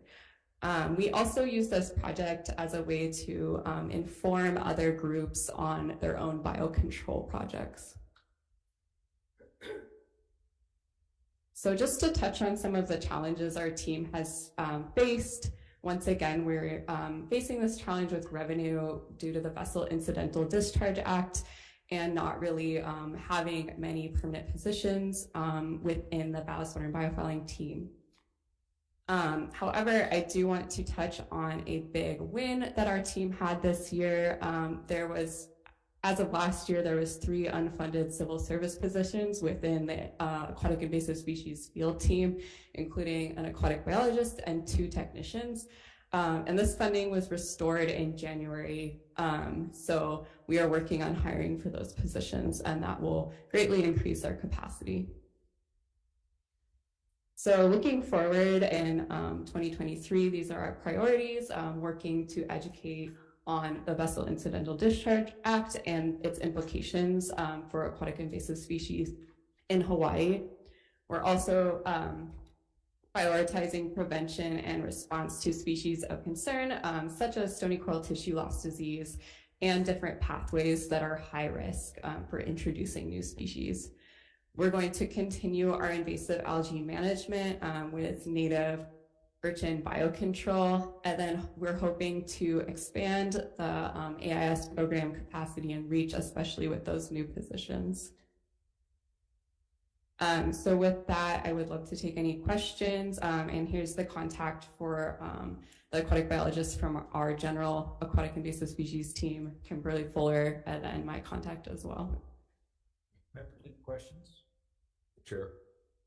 Yes. It's probably just definitions, but ballast water and biofouling, is that one and the same, or are you specifically trying to highlight something else? Oh yeah, sorry, I probably should have clarified on that. So ballast water is the water that a vessel is taking up and releasing as it's balancing its weight as it's traveling between ports. So if a vessel is taking on cargo, a lot of times it will release ballast water in order to balance its weight, and then that ballast water can carry a lot of larvae, it can carry bacteria, it can carry diseases, things like that. And that's released into our ports, which is also very like high risk introduction areas because they're shallow and they have coral and other animals. So yeah. So, but is that what you're referring to when you say biofouling? Biofouling is, when I'm referring to that, it's also associated with vessel traffic a lot of times, although it can also be associated with marine debris. And that's just sort of the collection of organisms that grows on the bottom of a vessel. So that can be anything from, there's like a bacterial layer is like the first step of biofouling, but it can even be like macroorganisms. We've seen, you know, entire, even corals growing on vessels, so. Okay, and then stony coral tissue loss disease. Yeah. Okay, that was implied it's infectious. So is it a fungal? Is it a bacteria? What is it? So that's a really good question. There has been a lot of research ongoing about the cause of stony coral tissue loss disease, but it hasn't been specifically identified. We can look at the tissue of a coral and tell that it has the disease, but we don't know what's causing it. However, they've seen a lot of people are saying that it's likely bacterial. Yeah. And I assume you're tracking this probably on at least national, if not global, and you've seen it originate someplace and then you're seeing it spread. Is that correct? Yeah, that's kind of how we know it spreads. And you can also study its spread through infecting corals. Just you like wouldn't know exactly what is causing it. Okay. All right. Thanks, Chair. Great, thank you. Thank you, Chair. So real quick, while you guys are monitoring coral reefs and fungus and so forth that is infecting it, with DLNR present, how are you guys addressing runoff? Because you guys dealing with invasive species, you guys dealing with access deer problem that is eroding our lands. Mm-hmm. How are you guys also addressing and enforcing runoff that has just basically suffocated the coral reef? Yeah, that's a really good question. It's definitely not my expertise, but yeah. Here comes the expert. Thank you, Brian Nielsen, Administrator for Division of Aquatic Resources. Thank you for the question, Senator DeQuate. So runoff is definitely not within DAR's Kuleana and jurisdiction, but we absolutely see it as a major threat to coral reefs, whether that's sedimentation, pollution, cesspool, runoff. So we do partner with some organizations. We're certainly not doing watershed restoration at the scale that DOFA is doing, but we are partnering in some projects to do like estuary restoration, to develop ways to capture those sediments before they head onto the reef. So we have some partnerships and involved in a few projects, but nothing major. So I met with Mike Nahopi, so they do it in Kolave. You guys should get like a working group together, because a lot of the landowners that are having challenges, restoration is pretty much key, because you're trying to also preserve the coral reef. So how do you do that if you continue to wash out of sediment that literally sits on that reef for over a month's time?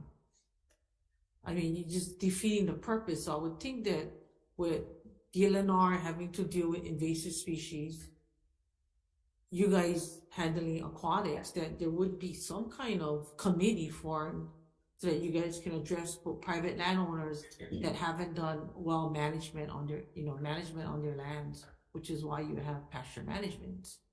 I think we're defeating a huge purpose here of what we're trying to preserve and save versus addressing the problem under invasives.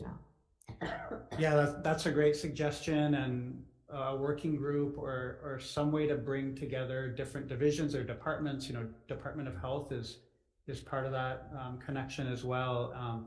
And we see a major connection with invasive species and sedimentation, even on Molokai, where you see sediment, places that it settles, that's also where invasive algae likes to colonize those areas. I'm sure you've seen that on Molokai. So great suggestion, and you're on point with your observation. Thank you. Thank you, Chair. Thank you. Yes. Mahalo, Chair and Vice Chair. Just a quick follow-up question to that, because when we look at the traditional Ahupua'a model, we need to work collaboratively and collectively interagency to have a Mauka to Makai model of how we focus on sustainability of our aina and our oceans. So just to clarify, is there interagency work looking at that in that context that Senator DeQuoit just talked about? So yeah, great follow-up question. And I'd say there's nothing formal set up, but there's informal working groups.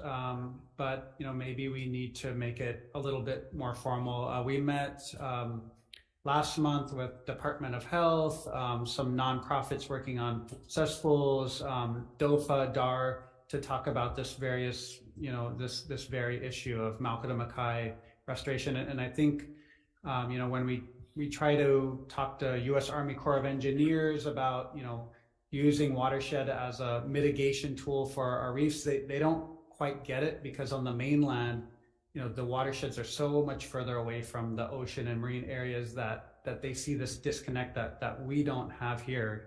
Managing our watersheds has a direct impact on our near shore. Well, please let us know how we can help. We know Arizona State University and on Hawaii Island, groups like Terraformation are focused with that connective tissue of ridge to reef, as they call it. But we know it's a Ahupua'a model that historically Native Hawaiians use to manage land. So how we do that as a state, we really need to maybe think through how we restructure or collaborate, because it takes that multi-pronged approach to working on watershed management and our ocean resources in cohesion and working together. Mahalo. Mahalo. Sure.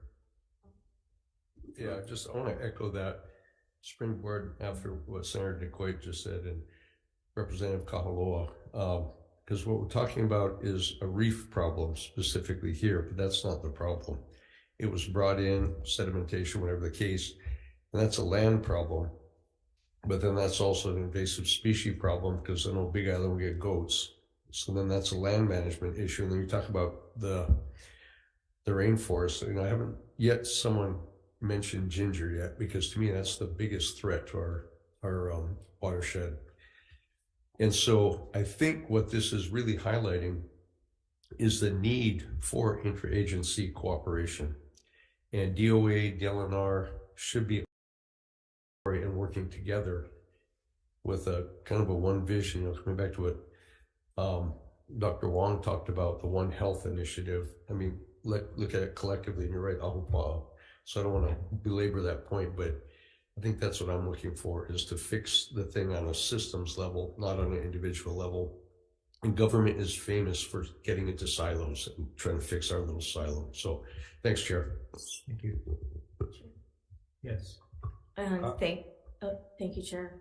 And yeah, the Ridge to Reef, they've been very active in Maui, West Maui in particular. Darla White, Hannah Bernard, Liz Foote. I mean, they've done wondrous work. And you're right, when they once figured out who was working up Mauka, Chrysobrocious and people, and they were doing things down below, they're like, oh my God, we're all connected. And so anyways, that discussion has been had, I know. And having been on the National Ocean Council under the Obama administration, the First Nations are very in tune with our Kanaka Maoli, traditional cultural practices, and they were amazed how linked we all are, and they have that same concept in their way. So on a national level, it's talked about and looked at too, but then a new administration came into the federal level.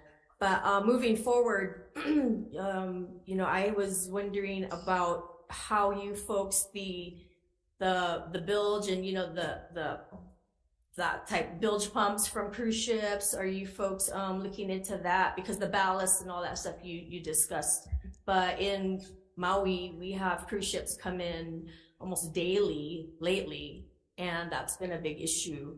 So of course that ends up being more nutrients, like our injection will issue too, into our waters, thus creating algae and things of that nature. Yeah, so I guess these two bills that were introduced would cover incidental discharges. So ballast water biofouling and then other incidental discharges. Okay, including Bill. So I mean, there's got to be a way to prohibit. I mean, to catch them, or because they're saying no, we're not. But the boaters that are surrounding them, commercial, that see it happening and know it's happening, and yet there's no repercussions. So yeah, I guess one thing that we have been talking about for a long time is trying to build this enforcement team under the ballast water and biofouling program, because like I said, there's only me in civil service, and then we have one contract position. So just like increasing that capacity to do inspections would be really valuable for, you know, catching people that are violating the rules that we already have in place and potentially future rules. And sorry, one last follow-up to that. And so that VITA, that act you described, have you folks been in touch with the federal level to see, because it overrides, you know, our chances of creating more stringent rules and regs, as you say, and putting a fee upon these, you know, these. So so has that been talked about, and who can we contact to make a move on that? Yeah, so I've personally been sitting in a lot of like working groups with the EPA and the Coast Guard talking about these rules, and Hawaii has kind of provided their opinion on what they've said is going to be in the rule. But right now we kind of have this unique opportunity where it won't go into effect in several years, for the next several years. So we can establish rules that will cover that period, and then we can also kind of co-enforce with them. So if we don't feel like the Coast Guard is doing their sort of due diligence in enforcing VITA, we can also build our own team to do these inspections under whatever rules that they come up with. Okay, thank you, Chair. Okay, thank you. Chelsea? Mahalo, Brian and Lizzie. Thank you, thank you, Brian. So next up, we have the University of Hawaii. We have Mike Melzer, and apologies, we're running over, and I really appreciate the discussion amongst my colleagues and the legislators. We have 2 more presentations, including University of Hawaii, and I really want to make sure we get a little fire ant update for the legislators here today. Morning, everyone. I will try to be brief as possible. My name is Michael Melzer. I'm an associate researcher at the University of Hawaii. I specialize in agri-security and biological security. I'm here presenting for our associate dean, Walter Bowen, our associate dean for research. He wasn't able to be here today, so I'll be presenting on his behalf. And thank you for allowing me to speak. So invasive species, as we all know, are a significant threat for our agriculture environment and the human well-being. And CTAR, being the founding college of our 1862 land-grant institution, we're dedicated to teaching, research, and extension on this subject. That remains one of our priorities. We do this both in the state and with national networks, including the National Plant Diagnostic Network, National Clean Plant Network, and the regional IPM centers, which we belong to the Western. So an administrative update. It's not great news in terms of the number of positions that we've lost through the faculty. So college-wide, we're about 70 positions, about 30 of them faculty, and then support staff is about 40 of them. And we're barely recovering from that. As you can see, only four faculty have been hired or basically replaced. And we're getting about 17 staff. We have basically a net loss within CTAR at this point, and several important positions are open. And so this is a carryover from our previous dean, our former dean Comerford, was that basically we've always told that hiring requests are going to be guided by strategic planning and economic realities. But we just completed our strategic planning last summer, I should say, of 2022, and we came up with 4 grand initiatives. 2 of them are relevant for invasive species. So 2 of the 4 CTAR grand challenges. One is ecosystem health, which explicitly says that biosecurity research is important to the college. So I'm going to delve in a little deeper within our college. There's 6 departments, including Plant Environmental Protection Sciences, which I belong to, and that's the department that basically spearheads invasive species research. Other departments do have faculty that work on that, but we really are the spearhead for that. We're basically composed of the plant pathologists, entomologists, and when we had the weed scientists. So right now we have 13 tenured track faculty within our department. 12 of them are based in Manoa, and we have 1 extension agent on Kauai. I looked up 10 years ago, we had 30 people in the department, and we were represented in all counties. So we have been spread out, and we're thin, and we're sort of beyond our expertise. So please be patient with us sometimes. So what is some of the work that we're doing? And actually, I'd like to go back to saying, like, when one faculty position is lost, that's also their graduate students, technicians, postdocs. It can be a pretty large lab that is gone when a position isn't replaced. We've heard a lot about prevention. In a few cases, we've heard about diseases that we don't know the cause of, stony coral disease tissue loss. We've heard about some of other pests that we just don't know about. So part of what we're doing now is actually going out and looking at some of these major pests and diseases in other parts of the world so that we have good diagnostic tools. There's no point in having any type of biosecurity if you can't do a diagnostic on the type of pathogen or pest that you're looking for. So this includes a taro disease that's down in the South Pacific that we don't have. It could be fruit flies that we don't currently have in Hawaii. Being able to distinguish these is critical for prevention. It was mentioned by my colleague at Department of Ag that we also do the cooperative agricultural pest surveys. These are basically early detection rapid response surveys where we go statewide looking for targets of both federal and state importance. I would point out the palm tree here. There was a question about Kapua'iwa. In 2018, we did do a survey at that location, for 2 targeted pathogen groups that might be responsible for that disease. And it was negative for both, which then leads, well, what is it a biological agent? We're not too sure. So that's actually a whole other line of research that would need to go into it. But we're typically addressing some of the major crops and landscape plants in Hawaii for these surveys. We also get involved in rapid response to several different invasives. We've heard about coconut rhinoceros beetle. This is one of our detector dogs. We've got holoscale, citrus leprosis, which is part of an active eradication program over on the Big Island. As of just recently, we're the only state in the union that has this disease, and we're working to eradicate it. We also have on coffee leaf rust, berry borer, avocado lace bug, and two-line spittle bug. We also start looking at long-term management. So when there's a species that's been established, what can we do to mitigate its impact? So we have both fundamental and applied research targeting. These are just a few different examples, whether it's fungicide, basic fungicide trials for a papaya disease, different types of insect baits for social insects like these ants, or what we've been starting to do recently is UAS application of pesticides for combating coconut rhinoceros beetle. Other projects, basal downy mildew is actually a really important problem for one of our major agricultural crops in Hawaii. Basil is a critical crop.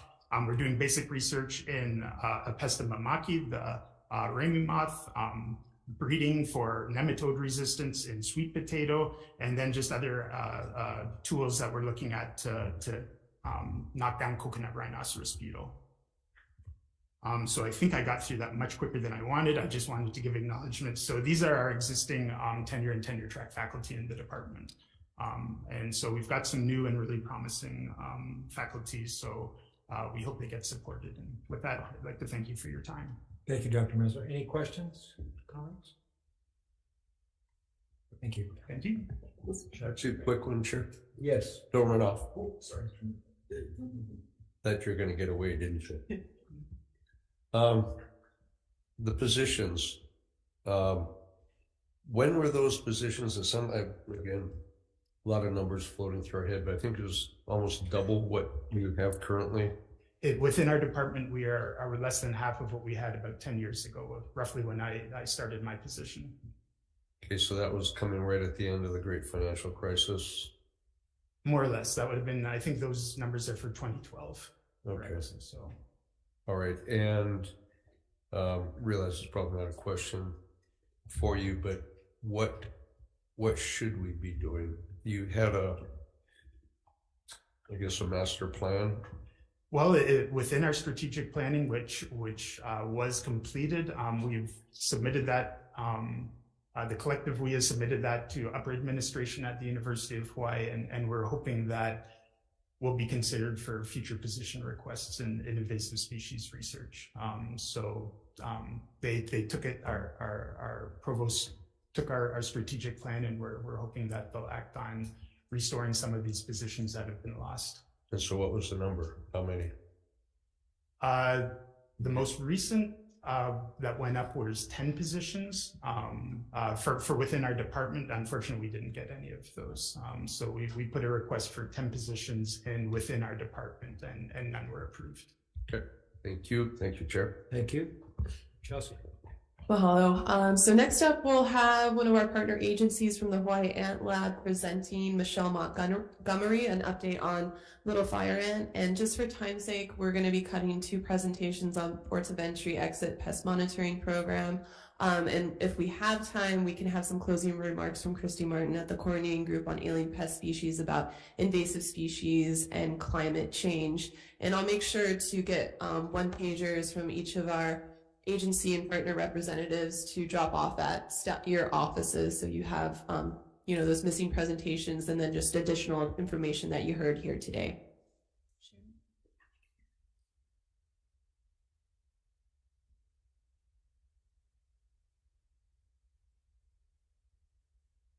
All right, thank you. Thank you for letting me be here. Thank you for the past support. And hopefully we can continue even better working partnerships. My name is Michelle Montgomery. I'm the researcher at Hawaii Ant Lab. And first, just think about what kind of Hawaii do you want to live in?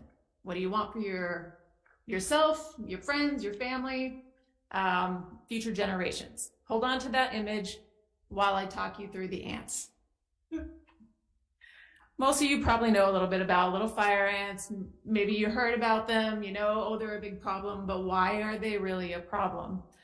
So this species is high up on the global invasive species list. And in the ant world, it can be, in regards to invasive ants, it can easily be argued this is at least number 2 on that list. So it's a really big problem. They share a lot of qualities with other invasive ants that lead to their success as invaders. And their tiny size allows them to evade detection very easily when we are moving infested materials around. We, people, are the ones that are really moving these things around the most. We spread infested materials from one location to another, introduce them to new places, and when they move to a new place, these ants are very quick to establish because they're opportunistic nesters. They have many, many queens, and they pretty much eat anything they can get their grubby little hands on.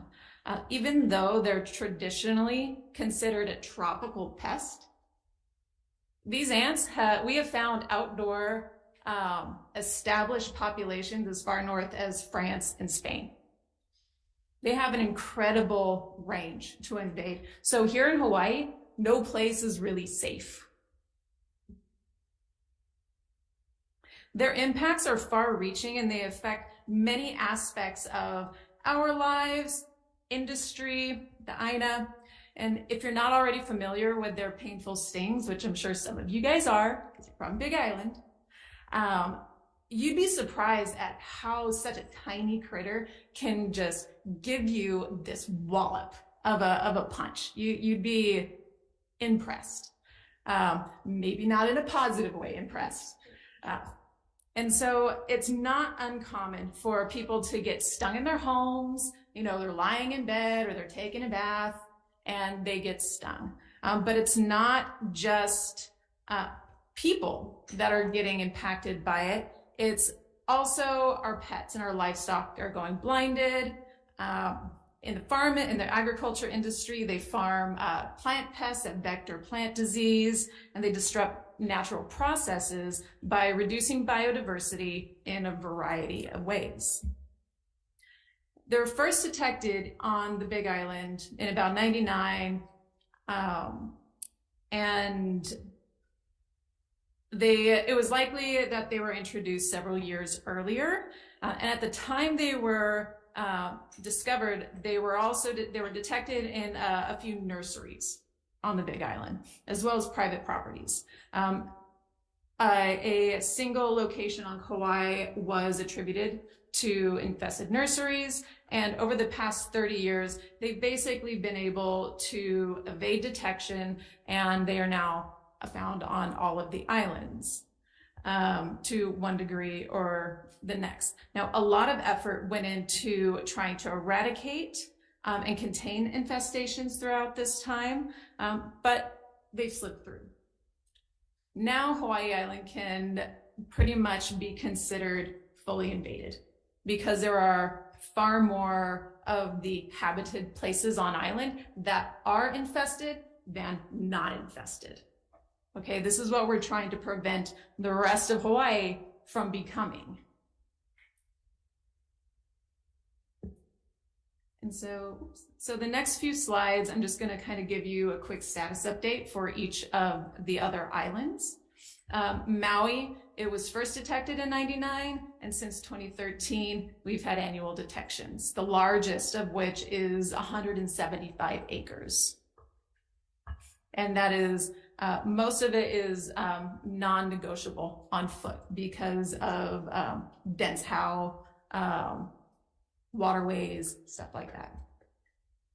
Oahu, first detected over there in 2013, and we continue to get annual, multiple detections on Oahu every year since. The largest infestation so far is over 60 acres, and there are some repeat offenders, nurseries and otherwise, that we keep having to come back to, even though we've given considerable support. Kauai, it was first detected in 99 when we detected it on Big Island.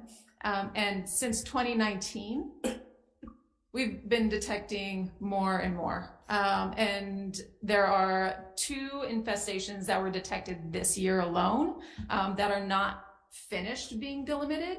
And they believe the largest is over 45 acres. So what is being done?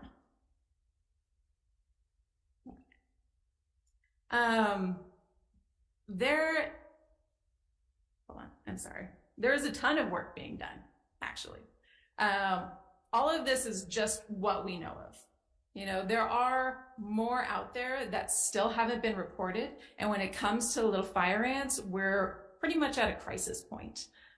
If considerable more efforts aren't made to mitigate this spread. The rest of the state is going to be in the same situation as Hawaii Island, but this doesn't mean nothing has happened or is being done.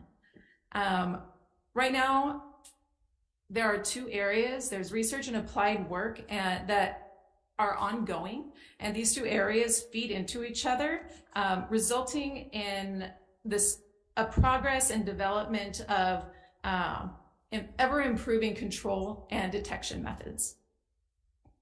This kind of work doesn't happen alone, but just by one agency. It's a multifaceted collaboration between government, university, and private sectors. Some collaborators are focused on research, some on applied management, combination of the 2. Some contribute regulatory authority, and others contribute financial support and assistance. And I'd like to highlight some of those main players. They're not the only ones, but these are the main players right now. So Hawaii Ant Lab, who I represent, we're not the only ones working on LFA in the world, but we are one of the leading groups doing applied research for effective control methods for little fire ants. We lead and we manage rapid response efforts on Hawaii Island and on Oahu Islands. We provide outreach, extension services to community and industries. We're involved in the pesticide permitting, registration, and we act as consultant and partners for government agencies, the island invasive species committees and other partners throughout the Pacific. The Big Island Invasive Species Committee does less on the Big Island because that's where we're stationed, but they do provide a lot of support to communities through extension and outreach services and training, and occasionally they are able to go out and assist in management. Maui Invasive Species Committee is the leading response group for Maui. They go through, they lead the rapid response efforts, the outreach communications, and they led the development and refinement of the LFA aerial treatment technologies for the largest and most difficult infestations, that 175 acres. And we've been partners on that project with them. The Oahu Invasive Species Committee is the main outreach and extension group for LFA on Oahu, and they assist the Ant Lab with the rapid response efforts and island-wide surveys.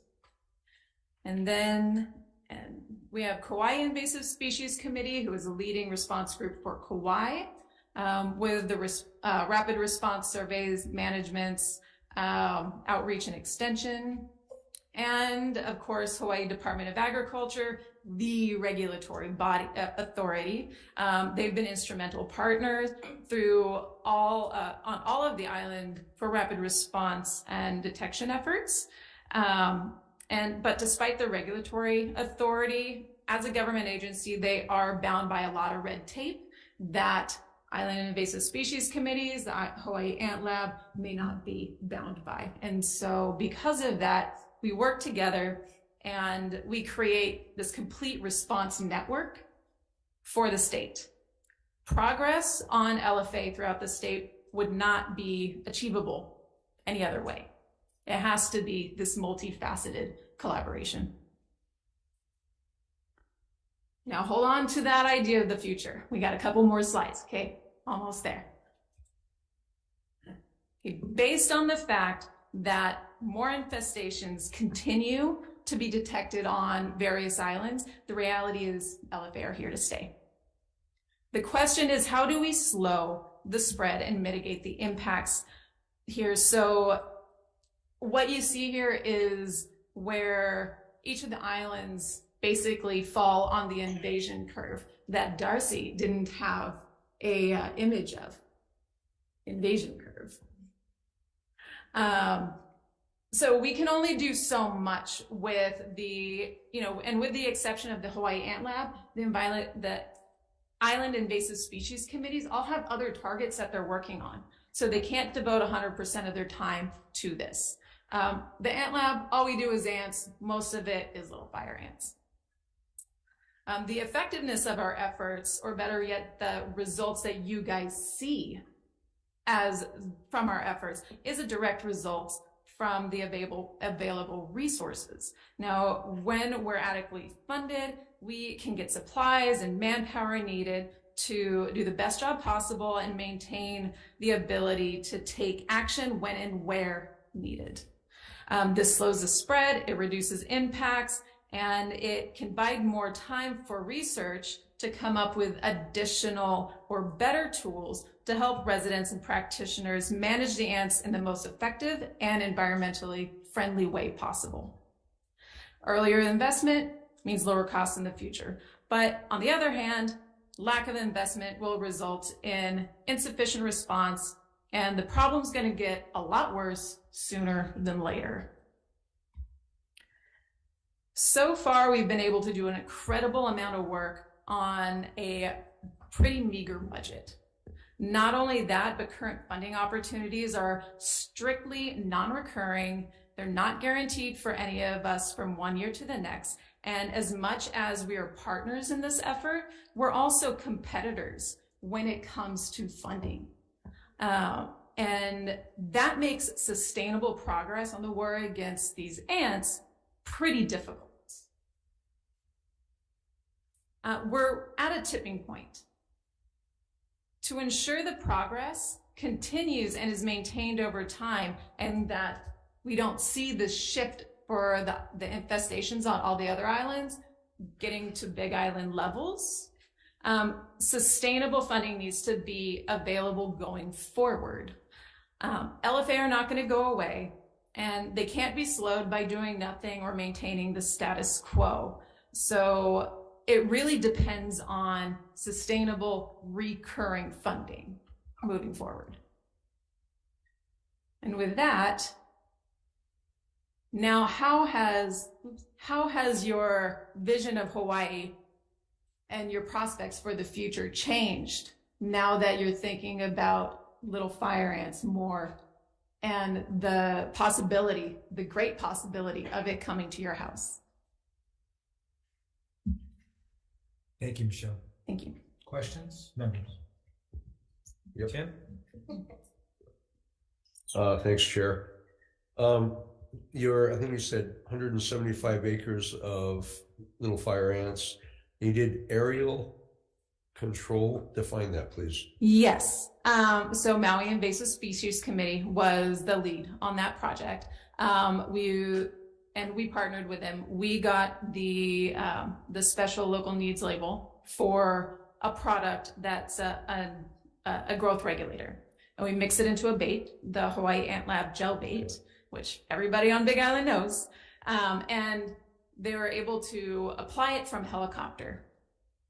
And so they've been working on this, doing every 6 weeks for the past, I believe, 2 years. And they've gotten the infestation down to now a couple of very small hotspots. It's been very effective. Okay, and then your measurables for control statewide, I don't know if you were counting colonies or areas, or how are you measuring that?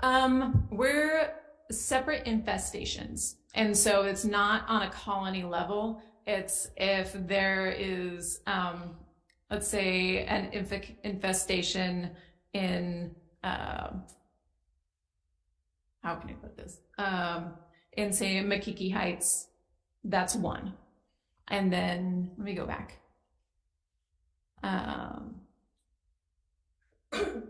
Here, this is a good example. Okay, so there's an infestation up in the north, Kahuku, that's one.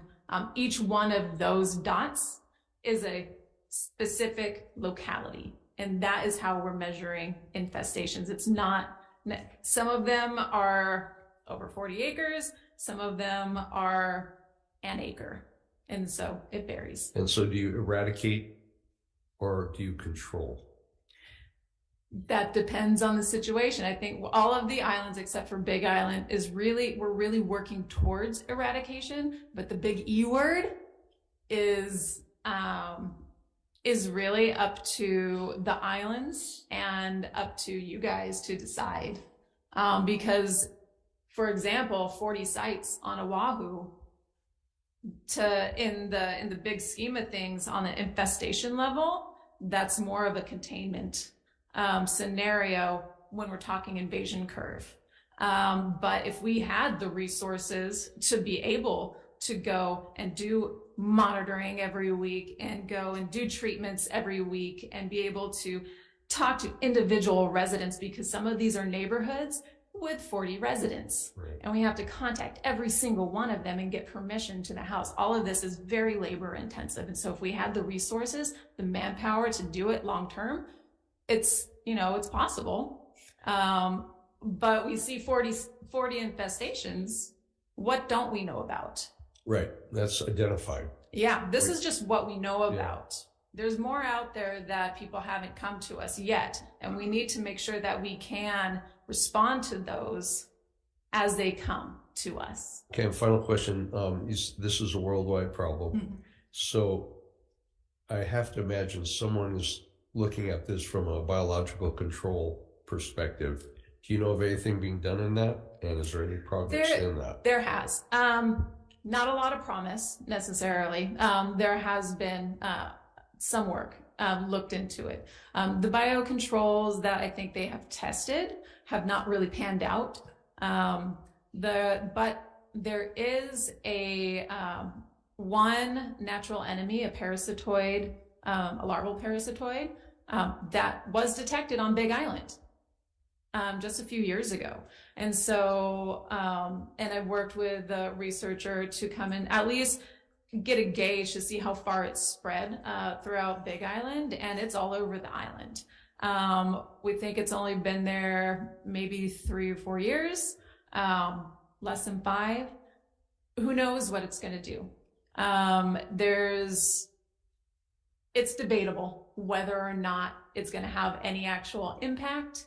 And we won't really know unless we're able to go and do the studies and measure any potential impact, if any, over time. Okay, thank you. Thanks, Chair.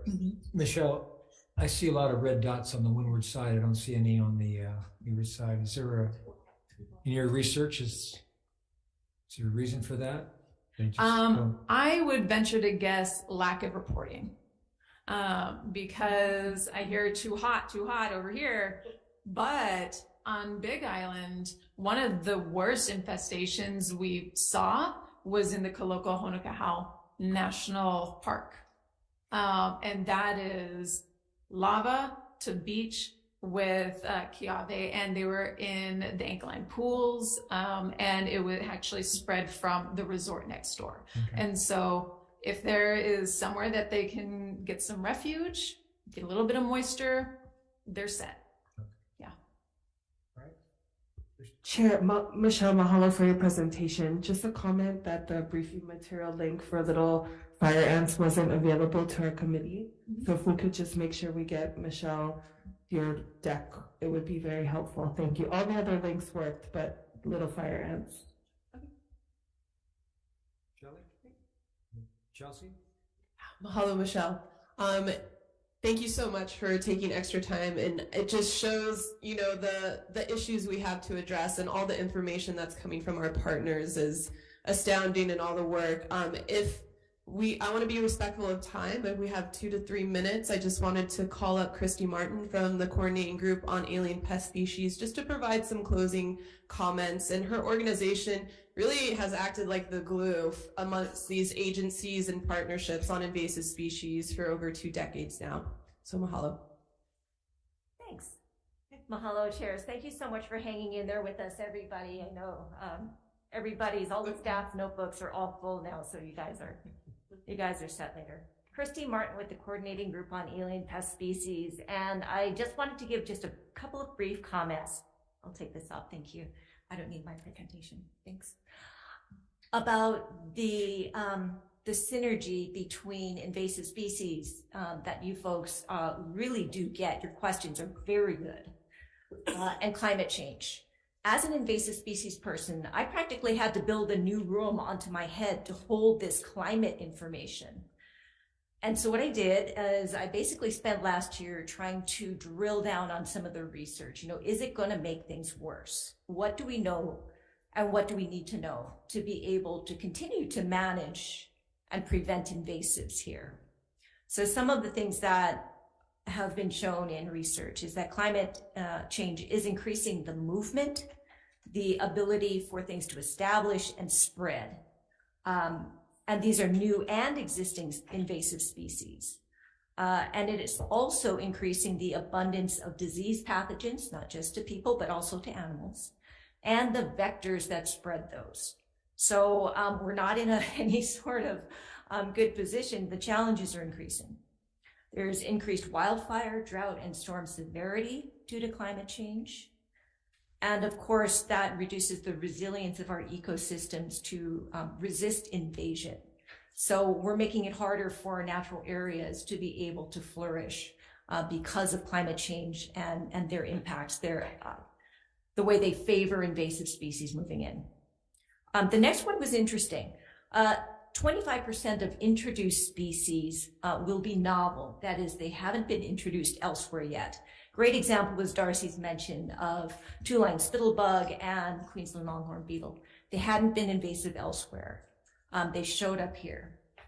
There's going to be 1/4 of the new species that are getting moved around are due to climate change related issues in the world. So we can't just rely on what we know. We have to look at things we don't know. The database is great. That is fantastic. That relies a lot on the data that we know.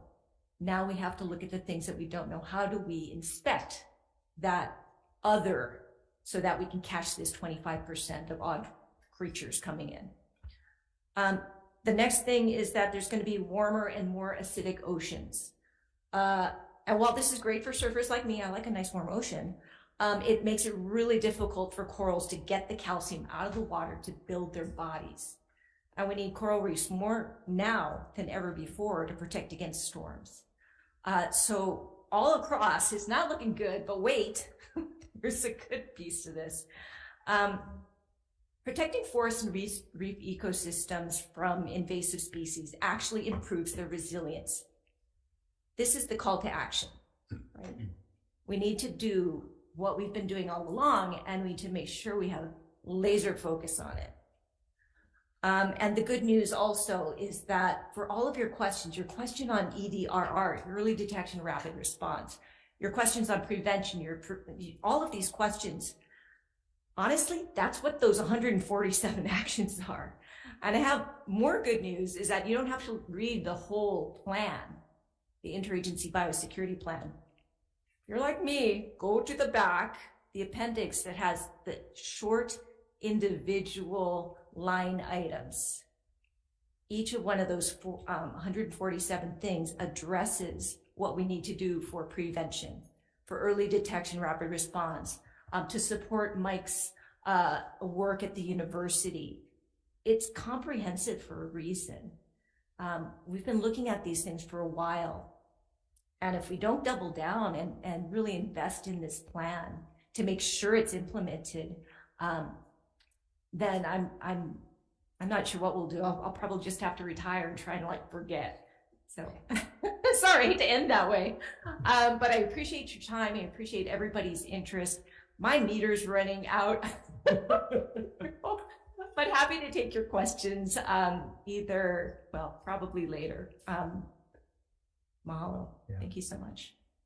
Thank you very much, Christy, and thank you, Chelsea. And on behalf of the Senate and the House members who are here and those who are watching it online, we just want to say mahalo to each and every one of you, not just the presenters, but your staff, your groups, your organizations, for all that you do.